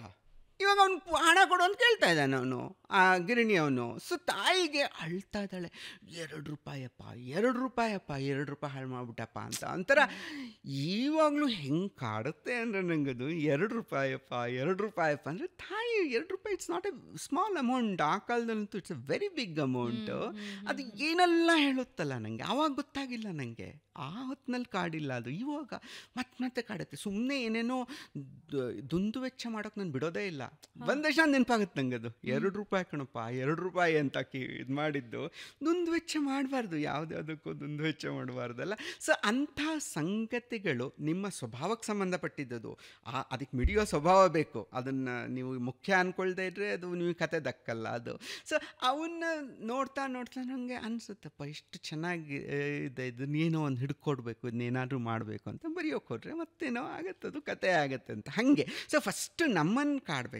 ಸುಮ್ಮನೆ ನಾನು ಓದುಗರ ಸಲುವಾಗಿ ಬರೀತೀನಪ್ಪ, ಓದುಗರು ಮೆಚ್ಚಂತ ಬರೀತೀನಿ, ಹಂಗಾಗಲ್ಲ ಅನಿಸುತ್ತೆ ಯಾರಿಗೂ. ಓದುಗರು ಯಾರು ಅಂತಲೂ ಗೊತ್ತಿರಲ್ಲ ನಮಗೆ. ಯಾರೋ ನಮಗೇನು ಒಂದು ಗೊತ್ತಿರೋದೇನು, ಕನ್ನಡ ಓದುಗರು ಸದ್ಯಕ್ಕೆ ನಾನು ಬರೀತಾ ಇರೋದು. ಅದರಿಂದ ಕನ್ನಡಿಗರಿಗೆ ಏನು ಬೇಕೋ ಆ ರೀತಿಯ ಭಾಷೆ ಬಳಸ್ತೀನಿ ಬರಿಬೇಕಲ್ಲ. ಯಾಕಂದರೆ ಏನಪ್ಪ, ಈಗ ಕನ್ನಡಿಗರಿಗೆ ನಾವು ಹಂಪಿಯ ವೈಭವ ಅಂತ ಬರಿಬೇಕಲ್ಲ, ಅದನ್ನ ಏನು ಹೇಳೋದು ಬೇಕಿಲ್ಲ. ಹಂಪಿಯ ವೈಭವ ಅಂದರೆ ಗೊತ್ತಾಗ್ಬಿಡುತ್ತೆ ಎಲ್ಲರಿಗೂ ತಾನೇ. ಸೊ ಅದು ಬೇರೆ ದೇಶದ ಓದುಗರಿಗೆ ಹಂಪಿ ವೈಭವ ಅಂದರೆ ಗೊತ್ತಾಗಲ್ಲ. ಹಂಪಿ ಅಂದ್ರೇನು, ವಿಜಯನಗರ ಎಲ್ಲ ಬೇಕಾಗತ್ತಲ್ವ. ಸೊ ಅಲ್ಲಿ ಬರವಣಿಗೆ ಬೇರೆ ಆಗುತ್ತೆ ಆ್ಯಕ್ಚುಲಿ, ಟ್ರಾನ್ಸ್ಲೇಷನ್ ಚಾಲೆಂಜಸ್ ಅವೆಲ್ಲ. ಸೊ ಆ ಥರ ಇರುತ್ತೆ. ನಮಗೆ ನಮ್ಮ ಕನ್ನಡ ಓದುಗರಿಗೆ ಹಿಂಗೆ ಬೇಕು ಹಂಗೆ ಭಾಷೆಯನ್ನು ಬಳಸ್ಕೊಂಡ್ಬಿಟ್ಟಿರ್ತೀವಿ, ಬಂದುಬಿಟ್ಟಿರ್ತದೆ, ಚಿಕನ್ನಿಂದೇ ಬಂದಿರುತ್ತೆ. ಸೊ ಅದನ್ನು ಮಾಡ್ಕೊತ ಹೋಗುವಂಥದ್ದು. ಸೊ ಬಟ್ ಭಾಳ ಮುಖ್ಯ, ನಿಮ್ಮನ್ನು ಕಾಡದೇ ಇರೋದು ಅಥವಾ ನಿಮ್ಮನ್ನು ಇದು ಮಾಡದೇ ಇರೋಂಥ ವಸ್ತು ಬಗ್ಗೆ ಬರಲಿಕ್ಕೆ ಹೋದರೆ ದಕ್ಕಲ್ಲ ಅದು ಕತೆ. ದಕ್ಕಲ್ಲ. ಕಾಡಬೇಕು, ಚೆನ್ನಾಗಿ ಕಾಣಬೇಕು ಯಾವುದೋ ರೀತಿಯಿಂದ. ಅದು ನನ್ನದೇ ಅನುಭವ ಆಗಿರಬೇಕು ಅಂತ ಹೇಳಲ್ಲ ನಾನು, ಬೇರೊಬ್ಬರು ಹೇಳ್ಕೊಳ್ತಾರೆ ನನಗಿದು ಈ ಥರದ್ದು ಅನುಭವ ಆಯಿತು, ಅದು ಕಾಡಬೇಕು ಅಂತ. ಎಲ್ಲ ಅನುಭವಗಳು ಆಗಲ್ಲ ನಮಗೆ. ಯಾಕೆಂದರೆ ಕೆಲವೊಂದೇನಿದೆ ಸಾವಿನ ಅನುಭವ ಇದೆಯಪ್ಪ, ಸಾವಿನ ಅನುಭವ ನಂಗೆ ಗೊತ್ತೇ ಇಲ್ಲ ಹೆಂಗಿರುತ್ತೆ ಸಾವು ಅಂತ. ಬಟ್ ಅದ್ರ ಹತ್ರ ಹೋಗಿರ್ತೀವಿ, ಎಷ್ಟೋ ಸಂದರ್ಭದಲ್ಲಿ ಹೋಗ್ಬಿಡ್ತಿದ್ದೆ, ಆ ಒಂದು ಫೀಲಿಂಗ್ ಬರುತ್ತೆ ನೋಡಿ ಅಲ್ಲಿ. ಅಯ್ಯೋ ಹೋಗ್ಬಿಡ್ತಿದ್ದೆ ನಾನಿನ್ನು, ಒಂದು ನಿಮಿಷದಲ್ಲಿ ಯಾವುದೋ ಕಾರ್ ಬಂದು ಹೊಡೆದು ಬಿಡ್ತಿತ್ತು, ನಾನು ತಪ್ಪಿಸ್ಕೊಂಡೆ, ಅದೃಷ್ಟ. ಆ ಸಾವಿನ ಗಳಿಗೆ ಅನ್ಕೊಂಡಿರ್ತಿರಲ್ಲ, ಅದನ್ನು ಎಕ್ಸ್ಪಾಂಡ್ ಮಾಡೋದು ಮತ್ತೆ, ಅದು ಹೇಗಿತ್ತು ಅನ್ನುವಂಥದ್ದು. ಸೊ ಎಲ್ಲ ಅನುಭವಗಳು ನಮ್ಮದಾಗಲ್ಲ. ಅಥವಾ ಅನೈತಿಕ ಸಂಬಂಧಗಳು ನಿಮ್ಮಲ್ಲೇ ಇರಬೇಕು ಅಂತ ಏನಿಲ್ಲ. ಅನೈತಿಕ ಸಂಬಂಧ ಅದು ಮನಸ್ಸಿನಲ್ಲಿ ಮೂಡಿರುತ್ತಲ್ಲ, ಯಾವುದೋ ಒಂದು ಅನೈತಿಕ ಭಾವಗಳು ಮೂಡಿರುತ್ತಲ್ಲ. ಯಾರೋ ಒಬ್ಬ ಇಷ್ಟ ಆಗಿರ್ತಾನಲ್ಲ ನಿಮಗೆ, ನಿಮ್ಮ ಗಂಡ ಅಲ್ಲದೆ ಬೇರೆ ಒಬ್ಬನ ಇಷ್ಟ ಆಗುವಂಥದ್ದು ಇದ್ದೇ ಇರೋದು, ಅದನ್ನ ಎಕ್ಸ್ಪಾಂಡ್ ಮಾಡಬೇಕಾಗತ್ತೆ ಅನೈತಿಕ ಸಂಬಂಧಗಳನ್ನು. ಅದನ್ನು ಒಂದು ಮಾನವೀಯ ನೆಲೆಯಲ್ಲಿ. ಸಮಸ್ಯೆ ಏನಾಗುತ್ತೆ ಅಂದರೆ, ವಿಪರೀತ ಪೂರ್ವಾಗ್ರಹಗಳು ನಮ್ಮಲ್ಲಿರ್ತವೆ. ಚಿಕ್ಕಂದಿನಿಂದ ವಿಪರೀತ ಪೂರ್ವಾಗ್ರಹಗಳನ್ನು ತುಂಬಿಡ್ತಾರೆ. ಅಪ್ಪ ಅಮ್ಮ ಹೇಳಿರ್ತಾರೆ ನಿನ್ನ ಜಾತಿಯೇ ಶ್ರೇಷ್ಠ ಜಾತಿ, ಅದಲ್ಲ ಅಂತ ಗೊತ್ತಾಗೋಕೆ ತುಂಬ ಟೈಮ್ ಹಿಡಿಯುತ್ತೆ ನಿಮಗೆ. ಈ ಕತೆ ಬರುವವರೆಗೆ ಏನಂತಂದರೆ ಆ ಪೂರ್ವಾಗ್ರಹಗಳನ್ನು ಮೀರುವಂಥದ್ದು ಅಂತ. ಅವ್ನು ಮೀರ್ಬೇಕು ನೀನು, ಅಲ್ಲ ಅದು ಅಂತ ನೀನು ಅರ್ಥ ಮಾಡ್ಕೋಬೇಕು, ಹೊಸದಾಗಿ ಅರ್ಥ ಮಾಡ್ಕೊತ ಹೋಗ್ಬೇಕಾಗತ್ತೆ. ಸತ್ಯ ಪ್ರಾಮಾಣಿಕವಾಗಿರುವಂಥದ್ದು, ಅವಾಗೊಂದು ಕತೆ ಹುಟ್ಕೊಳ್ಳುತ್ತೆ ಅಂತ ಅನಿಸುತ್ತೆ ನನಗೆ. ಆದರೆ ನಮ್ಮ ಕಲ್ಪನೆ ಮತ್ತು ಇತಿಹಾಸ ಎರಡನ್ನೂ ಸೇರಿಸಿ ಬರೆಯೋದಿದೆಯಲ್ಲ, ಅದು ಅತಿ ದೊಡ್ಡ ಚಾಲೆಂಜ್ ಅಂತ ಅನ್ಸುತ್ತೆ.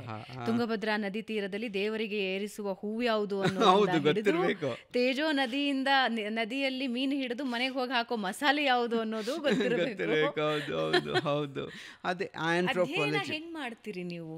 ಮಾಡ್ಬೇಕು, ಅದು ಮಾತ್ರ ತುಂಬ ಮಾಡಿದೆ ತೇಜೋಗೆ, ಎಸ್ಪೆಷಲಿ. ಬೇರೆ ಪುಸ್ತಕಗಳಿಗೆ ಬೇಕಾಗಲ್ಲ. ತೇಜೋ ರೇಷ್ಮೆ ಬಟ್ಟೆ ಎರಡಕ್ಕೂ ಅವು ಒಂಥರ ಆ ಶತಮಾನಕ್ಕೆ ಹೋಗಿ ಜೀವಿಸೋದು. ಇದಕ್ಕೆ ತುಂಬ ಸ್ಟಡಿ ಮಾಡಬೇಕಾಗತ್ತೆ. ಯಾಕೆಂದರೆ ಸುಮ್ಮನೆ ಬರಿತೀನಿ ಅಂತ ಹೋದರೆ ಬರಲ್ಲ ಇವೆಲ್ಲ. ಸೊ ನಾನು ಸುಮಾರು 3-4 ವರ್ಷ ಅಧ್ಯಯನ ಮಾಡಿದ್ದೀನಿ. ನಾನು ಹೇಳ್ತಾ ಇರ್ತೀನಿ ಯಾವಾಗಲೂ, ನಾನು ಇಂಜಿನಿಯರಿಂಗ್ನಲ್ಲಿ ಅಷ್ಟು ಓದಿಲ್ಲ ನಾನು ಅಂತ. ಯಾಕೆಂದರೆ ಇಂಜಿನಿಯರಿಂಗ್ ಮತ್ತು ಇಂಜಿನಿಯರಿಂಗ್ ಟಾಪರ್ ನಾನು, university topper. But no way, I haven't studied that much. ಇಲ್ಲಿ ಅದಕ್ಕಿಂತ ಹೆಚ್ಚು ಓದ್ಕೊಂಡಿದ್ದೀನಿ ನಾನು ಆ್ಯಕ್ಚುಲಿ. ಯಾಕೆಂದರೆ ಆ ಮಟ್ಟಿನ ಒಂದು ತಯಾರಿ ಮಾಡಿದರೆ ನಿಮಗೆ ಸುಲಲಿತವಾಗಿ ಬರೆಯೋದಕ್ಕೆ ಬರುತ್ತೆ. ನಿಮಗೆ ಬರ್ಕೊತ ಹೋಗ್ತೀರಾ ನೀವು ಏನಾದರೂ ಒಂದು ಆ ಕಾಲಘಟ್ಟದ ಒಂದು ಸಂಗತಿಗಳನ್ನ. ಇಲ್ಲಾಂದರೆ ಸ್ಟಕ್ ಆಗ್ತೀರಾ ನಿಮಗೆ. ಓಕೆ, ಅವನು ಮನೆಗೆ ಹೋಗಿ ಮಲಗಿದ ಅಲ್ಲಿ ಹಾಸಿಗೆ ಇರುತ್ತೋ, ಮಂಚ ಇರುತ್ತೋ, ಪರದೆ ಇರುತ್ತೋ ಇಲ್ವೋ, ಇವೆಲ್ಲ ಬರುತ್ತಲ್ಲ ತಲೆಯಲ್ಲಿ ನಿಮಗೆ, ಅವೆಲ್ಲ ಡೀಟೇಲ್ಸ್ ಸಿಂಗಲ್ಲ, ಅದು ಕಣ್ಮುಂದೆ ಬರಬೇಕಲ್ಲ ನಿಮಗೆ. ಅದು ಬರೋದು ಆಂಥ್ರೋಪಾಲಜಿ ಓದ್ದಾಗೆ, ನಮಗೆ ಆ ಕಾಲಘಟ್ಟದ್ದು ಓದ್ದಾಗೆ ಬರುತ್ತೆ. ಅಲ್ಲಿಗೂ ಮಿಸ್ಟೇಕ್ ಮಾಡ್ತೀವಿ ರೀ. ಸೊ ಇವಾಗ ಹೇಳ್ತೀನಲ್ಲ ಇಷ್ಟೆಲ್ಲ ಬರೆದಿದ್ದೆ. ತೇಜೋತುಂಗಭದ್ರಲ್ಲಿ ನಾನು ಇದು ಮೆಣಸಿನ್ಕಾಯಿ ಹಾಕ್ತಾಳವಳು, ಮೆಣಸಿನ್ಕಾಯಿಗೆ ಹಾಕಿದ್ರೆ ಆ ಗಿಡ ಬರುತ್ತಲ್ಲ. ಆಗಲೂ ಒಬ್ರು ಓದುಗರು ಹಿಡ್ಕೊಂಡ್ರು ನನ್ನ, ಸರ್ ನೀವು ಮೆಣಸಿನ್ಕಾಯಿನ ಹಾಕಿ 6 ತಿಂಗಳಿಗೆ ಕಾಯಿ ಬಿಡುತ್ತೆ, ಅದು ನೀವು 2 ತಿಂಗಳಿಗೆ ಕಾಯಿ ಬಿಡಿಸಿದ್ದೀರಾ ನಿಮ್ಮ ಕಾದಂಬರಿ ಇಲ್ಲಿ ಅಂತ ಹೇಳಿ. ನೋಡಿ, ನಾನು ರೈತಾಪಿ ಮನೆತನದವನಲ್ಲ, ನಾನು ಗೊತ್ತಾಗಿಲ್ಲ ನಂಗದು actually. It takes such long ಅಂತ. ನನಗೆ 2 ತಿಂಗಳಲ್ಲಿ ಕಾಯಿ ಬಿಡಿಸಿದ್ದೀನಿ. See, it's a mistake. People will find out actually when you make some.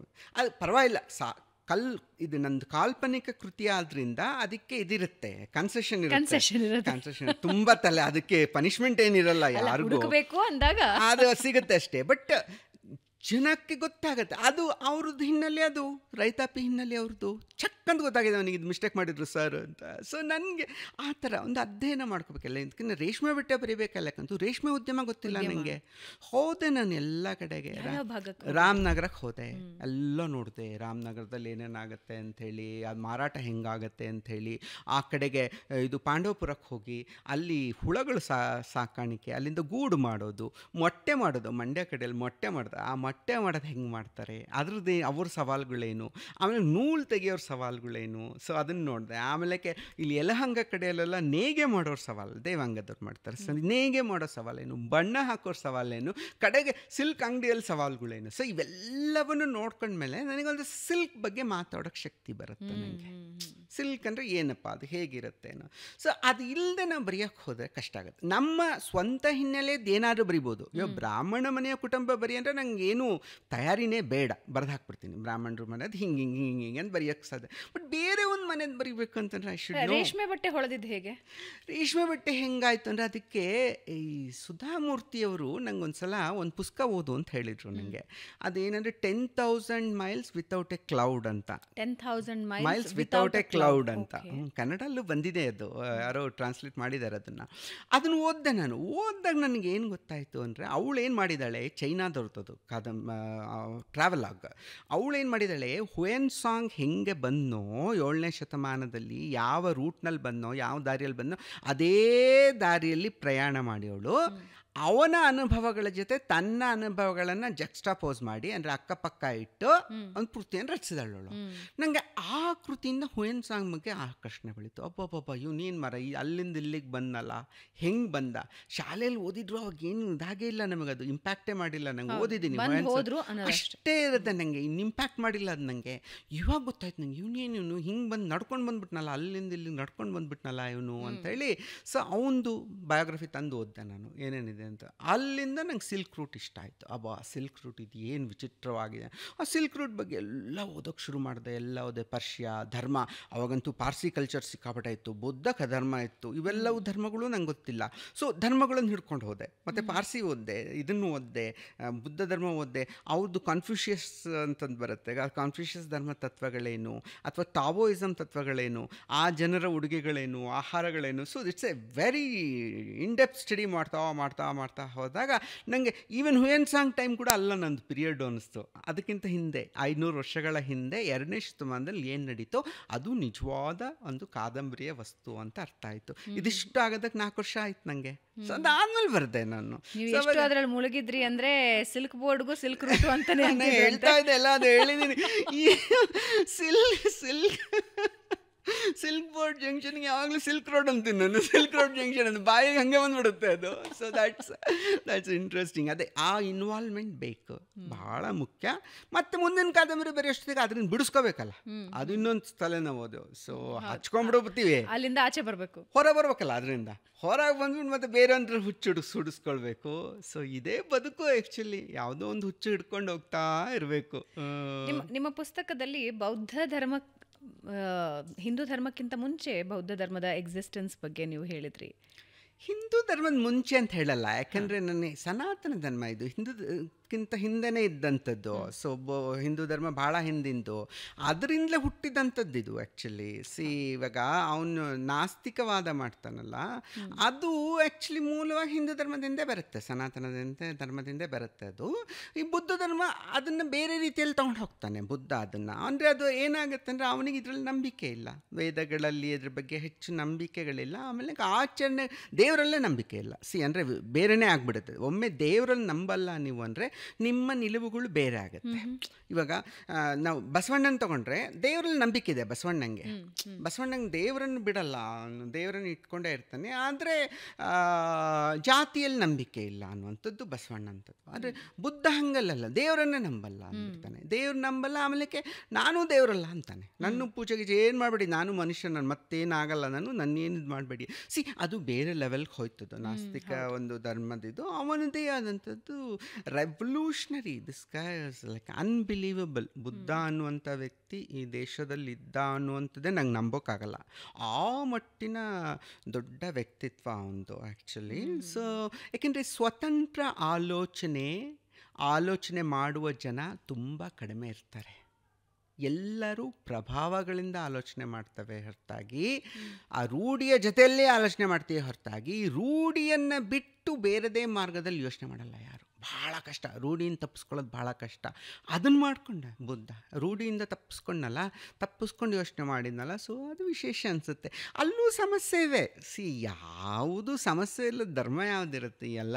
ನಾನು ಮೊನ್ನೆ ಭೂತಾನ್ಗೆ ಹೋಗಿದ್ದೀನಿ, ಭೂತಾನ್ ಪೂರ್ತಿ ಬುದ್ಧ ಧರ್ಮನೇ.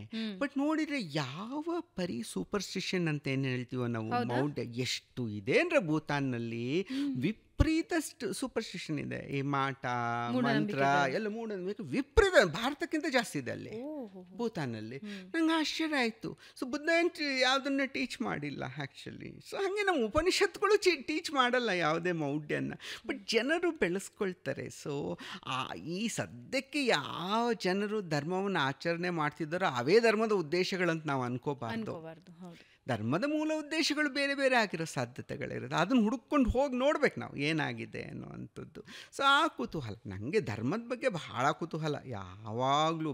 ಎಷ್ಟು ಆಸೆ ಅಂದರೆ ಅಷ್ಟು ಆಸೆ, ಅದ್ರ ಬಗ್ಗೆ ತಿಳ್ಕೊಳ್ಳೋಣ ಅನ್ಸುತ್ತೆ ನನಗೆ. ಐ ಆಮ್ ನಾಟ್ ರಿಲಿಜಿಯಸ್, ನಾನೇನು ಇದನ್ನು ಆಚರಣೆಗಳೆಲ್ಲ ಮಾಡೋಂಥವನ್ನೆಲ್ಲ ನಾನು. ಕುತೂಹಲ ಇದೆ, ನಂಗೆ ಕುತೂಹಲ ಇರುತ್ತೆ ಎಲ್ಲ ಧರ್ಮದ ಬಗ್ಗೆನೂ ಕುತೂಹಲ ನನಗೆ. ಸೊ ಏನಾಯಿತು, ಯಾಕೆ ಬಂದಿತ್ತು, ಇದೇನು ಮಾಡಿದ್ರು, ಇದು ಯಾಕೆ ಹಿಂಗಿದೆ ಅನ್ನುವಂಥದ್ದು ಕುತೂಹಲ ಭಾಳ ಇರುತ್ತೆ ನನಗೆ, ಹುಡ್ಕೊಂಡು ಹೋಗೋದು. ಬರಹಗಾರರು ಹೇಗೆ ಅಂದರೆ ಮನಸ್ಸಿಗೆ ಒಂದು ಆಲೋಚನೆ ಬಂತು ಅಂದರೆ ಬರ್ಕೊಂಡು ಹೋಗ್ತಿರ್ತಾರೆ. ಪಬ್ಲಿಷ್ ಆಗದೆ ಆದರೆ ಮನಸ್ಸಿಗೆ ಹತ್ತಿರವಾದದ್ದು ಯಾವುದಾದ್ರು ಲೇಖನ ಹಾಗೆ ಉಳಿಸ್ಕೊಂಡಿದ್ದೀರಾ ನೀವು? ಇಲ್ಲ ಅನಿಸುತ್ತೆ. ನಾನು ಬರೆದಿದ್ದು ಸಾಮಾನ್ಯವಾಗಿ ಎಲ್ಲ ಪಬ್ಲಿಷ್ ಆಗುತ್ತೆ. ನೀವು ಬರೀತಾ ಏನಾಗುತ್ತೆ, ಬರೆದು ಇಡ್ಬೋದು, ಏನು ತಪ್ಪಿಲ್ಲ. ಇವಾಗ ಏನಾದ್ರು ಸೋಪಾನ ಆಗುತ್ತೆ ಮುಂದಿನ ಕೃತಿಯಲ್ಲಿ, ಅದರಿಂದ ಬೇರೆ ರೀತಿಯಲ್ಲಿ ಬರ್ಕೊಳ್ತೀರ. ಅದನ್ನು ಹಂಗಾಗಿದೆ ನನಗೆ. ಕೆಲವು ಕಥೆನ ಬರೆದಿದ್ದೆ ನಾನು ಆ್ಯಕ್ಚುಲಿ. ಒಂದು ಲೆಸ್ಬಿಯನ್ ಬಗ್ಗೆ ಒಂದು ಕತೆ ಬರೆದಿದ್ದೆ ನಾನು ಆ್ಯಕ್ಚುಲಿ ಆ ಕಾಲಘಟ್ಟದಲ್ಲಿ. ಅದು ವಿಚಿತ್ರ ಅಯಸ್ಕಾಂತಗಳು ಅಂತ. ಅಂದರೆ ಈ ಅಯಸ್ಕಾಂತಗಳು ಯಾವಾಗಲೂ ನಾರ್ತ್ ಆ್ಯಂಡ್ ಸೌತನ್ನು ಅಟ್ರಾಕ್ಟ್ ಮಾಡುತ್ತಲ್ಲ, ನಾರ್ತನ್ನ ಅಟ್ರಾಕ್ಟ್ ಮಾಡೋ ಅಯಸ್ಕಾಂತಗಳ ಬಗ್ಗೆ ಬರೆದಿದ್ದೆ ನಾನು ಆವಾಗ ಚಿಕ್ಕನಲ್ಲಿ ಅವಾಗ ಬರೆದಿದ್ದು. ಸೊ ಅದನ್ನು ಪಬ್ಲಿಷ್ ಮಾಡಲಿಲ್ಲ, ಬಟ್ ಅದರ ನಂತರ ಅದು ಸೋಪಾನ ಆಗಿರುತ್ತೆ ಮುಂದೆ ನಂಗೆ ಬರೆಯೋದಕ್ಕೆ ಸಿಕ್ಕಿರುತ್ತೆ. ಅದ್ರ ತಿಳಿದೋದು ಬರುತ್ತೆ. ಅದು ಯಾವುದೂ ನಷ್ಟವಾಗೇನೂ ಆಗಲ್ಲ, ಬರೀಬೇಕು. ನಮ್ಗೆ ಏನಪ್ಪ, ನಮ್ದು ಇನ್ವೆಸ್ಟ್ಮೆಂಟ್ ಇಲ್ಲದ ಬರವಣಿಗೆ ಸರಿ. ಸೊ ನಮ್ಗೆ ಎಷ್ಟು ಸುಖ ಅಂತಂದರೆ, ಈ ಸಿನಿಮಾದವ್ರು ನೋಡಿದ್ರೆ ಪಾಪ ಅನಿಸುತ್ತೆ. ಯಾರೋ ಪ್ರೊಡ್ಯೂಸರ್ನ ಹಿಡ್ಕೊಂಡು ಓಡಾಡ್ತಾರೆ ಎಲ್ಲರೂ. ಇಷ್ಟು ಹಣ ಬೇಕು, ಅಷ್ಟು ಹಣ ಬೇಕು, ಆಮೇಲೆ ಆ್ಯಕ್ಟರ್ಸ್ಗಳು ಬೇಕು, ನಮ್ಗೆ ಏನಿಲ್ಲ, ಎಲ್ಲವೂ ನಮ್ಮ ಕೈಯೊಳಗೆ ಒಂದು ಪೇಪರು ಪೆನ್ನು ಇದ್ರೆ ಸಾಕು. ನಾನು ಲ್ಯಾಪ್ಟಾಪ್ ಯೂಸ್ ಮಾಡ್ತೀನಿ. ಸೊ ಲ್ಯಾಪ್ಟಾಪ್ ಅಷ್ಟೇ, ಏನೇನೇನೇನು ಇಲ್ಲ. ವರ್ಕ್ ಸಿನಿಮಾಗೆ ಯಾವತ್ತು ಕಥೆ ಬರೀಬೇಕು ಅಂತ ಅನ್ಸಿಲ್ವಾ? ಮುಂಚೆ ಬಹಳ ಇತ್ತು ನನಗೆ ಸಿನಿಮಾದ ಬಗ್ಗೆ. ನಾನು ಸಿನಿಮಾ ತುಂಬ ನೋಡಿದವನು, ವಿಪರೀತ ಸಿನಿಮಾ. ಯಾರು ಬಹಳ ಇಷ್ಟದವರು? ನಂಗೆ ಡೈರೆಕ್ಟರ್ಸ್ ಅಪ್ಪ. ನಂಗೆ ಹೀರೋಯಿನ್ ಇಲ್ಲ, ಅದು ಸ್ವಲ್ಪ ಕಷ್ಟನೇ ನಮಗೆ. ಯಾವಾಗಲೂ ಡೈರೆಕ್ಟರ್ ನೋಡ್ಕೊಂಡು ಹೋಗೋಣ ನಾನು, ಕಥೆಗಾರ ಅಲ್ಲ. ಅಚ್ಚುಮೆಚ್ಚಿನ ನಿರ್ದೇಶಕರು ಯಾರು? ಎಲ್ಲೂ ನಮ್ಮಲ್ಲಂತೂ ನಮಗೆ ಎಲ್ಲರೂ, ನನಗೆ ಸಿದ್ಧಲಿಂಗಯ್ಯ ಬಹಳ ಇಷ್ಟ ಆದವರು ಆ್ಯಕ್ಚುಲಿ. ಸೊ ತುಂಬ ವೆರೈಟಿ ಆಗಿ ಕೊಟ್ಟಿದ್ದಾರೆ. ಸೊ ನಮ್ಮ ಆ ಸಿನಿಮಾಗಳು ಬಂದಿವೆ ಅಲ್ಲ ಆ್ಯಕ್ಚುಲಿ, ಅವ್ರದ್ದು ಭೂತಯ್ಯನ ಮಗ ಅಯ್ಯೋ ಆಗಲಿ, ಅಥವಾ ದೂರದ ಬೆಟ್ಟ ಆಗಲಿ, ಅಥವಾ ಬಂಗಾರದ ಮನುಷ್ಯ ಆಗಲಿ, ಸಿದ್ಧಲಿಂಗಯ್ಯ ಇಸ್ ಅ ಸೆಲೆಬ್ರೇಟೆಡ್ ಇದು ಅನಿಸುತ್ತೆ ನನಗೆ. ತುಂಬ ಪ್ರಾಮುಖ್ಯ ಅನಿಸುತ್ತೆ ಕನ್ನಡದ ವಿಷಯದಲ್ಲಿ ಬಂದಾಗ. ಆಮೇಲೆ ನಮ್ಮ ಗಿರೀಶ್ ಕಾಸರವಳ್ಳಿ ಇದ್ದಾರೆ, ಪುಟ್ಟಣ್ಣ ಇದ್ದಾರೆ, ಎಲ್ಲರೂ ಇದ್ದಾರೆ. But Siddalingaiah for me his special. ಯಾಕೆಂದರೆ ಈ ಎರಡೂ ಜಾನ್ರನ್ನ ಮಿಕ್ಸ್ ಮಾಡಿದರು, ಕಮರ್ಷಿಯಲ್ ಮತ್ತು ಇಂಟಲೆಕ್ಚುಯಲ್ ಎರಡನ್ನೂ ಜಾನ್ರನ್ನು ತುಂಬ ಚೆಂದ ಮಿಕ್ಸ್ ಮಾಡಿದಂಥವ್ರು ಸಿದ್ಲಿಂಗಯ್ಯ ಅನಿಸುತ್ತೆ ನನಗೆ. ಸೊ ಅವರ ಸಿನಿಮಾಗಳು. ಬಟ್ ಇಂಟರ್ನ್ಯಾಷನಲ್ಲೇ ನೋಡೋದೇ ಜಾಸ್ತಿ ನಾನು. ನನಗೆ ಚೈನಾದ ಒಬ್ಬ ನಿರ್ದೇಶಕ ಭಾಳ ಇಷ್ಟ, ಶಾಂಗಿಮಾವೋ ಅಂತ ಒಬ್ಬನಿದ್ದಾನೆ ಆ್ಯಕ್ಚುಲಿ. ಸೊ ಅವನು ತುಂಬ ಚಂದ ಸಿನಿಮಾಗಳು ಮಾಡ್ತಾನೆ. ಅವನು ಯಾವ ಜಾನರ್ ಇರುತ್ತೆ ಅವ್ರದ್ದು ಮಾಮೂಲಿ ಫಿಕ್ಷನ್ ಅವನು. ಆಮೇಲೆ ಇದು ಕೂಡ ಮಾಡಿದ್ದಾನೆ, ಮಾರ್ಷಲ್ ಆರ್ಟ್ಸ್ದು ಸಿನಿಮಾ ಮಾಡ್ದ ಅವನು ಒಂದೆರಡು. ಬಟ್ ಅದೆಲ್ಲದಕ್ಕಿಂತ ಅವನು ಸೋಷಿಯಲ್ ಡ್ರಾಮಾಸ್ ಇರುತ್ತಲ್ಲ ಭಾಳ ಚೆನ್ನಾಗಿರುತ್ತೆ. ಎಲ್ಲ ತುಂಬ ನೋಡ್ತೀನಿ. ಅಯ್ಯೋ ಸಿನಿಮಾ ನೋಡಿದೆ, ಏನು ಬೇಕಾದಷ್ಟು ಸಿನಿಮಾ ನೋಡೋದು. ಸೊ ನೋಡೋದು. ಬಟ್ ನನಗೆ ಮುಂಚೆ ಇತ್ತು ಆಸೆ ಇತ್ತು ಸಿನಿಮಾಕ್ಕೆ ಏನಾದರೂ ಇದು ಮಾಡಬೇಕಂತ. ಬಟ್ ಆಮೇಲೆ ಏನಾಗ್ತಾ ಹೋಯ್ತು ಅಂದರೆ ಈ ಸಿನಿಮಾ ಅನ್ನೋದು ಏನು ಸಮಸ್ಯೆ ಆಗುತ್ತೆ ಅಂದರೆ ಇದು it's A group work. Compromises ಜಾಸ್ತಿ ಅಲ್ಲಿ. ನಿಮ್ಮದೇ ಎಲ್ಲ ಇದು ಮಾಡೋಕ್ಕಾಗಲ್ಲ. ಎಲ್ಲ ಗ್ರೂಪ್ ಸೇರ್ಕೊಂಡು ಡಿಸೈಡ್ ಮಾಡುತ್ತೆ ಏನು ಬೇಕು, ಬದಲಾವಣೆಗಳು ಆ ನಿಮಿಷಕ್ಕೆ ಆಗ್ಬಿಡುತ್ತೆ. ಅದೊಂಥರ ಬೇರೆ ಜಗತ್ತು ಅನಿಸ್ಬಿಡ್ತು ನನಗೆ. ಆಮೇಲೆ ತಾರತಮ್ಯ ವಿಪರೀತ ಜಾಸ್ತಿ.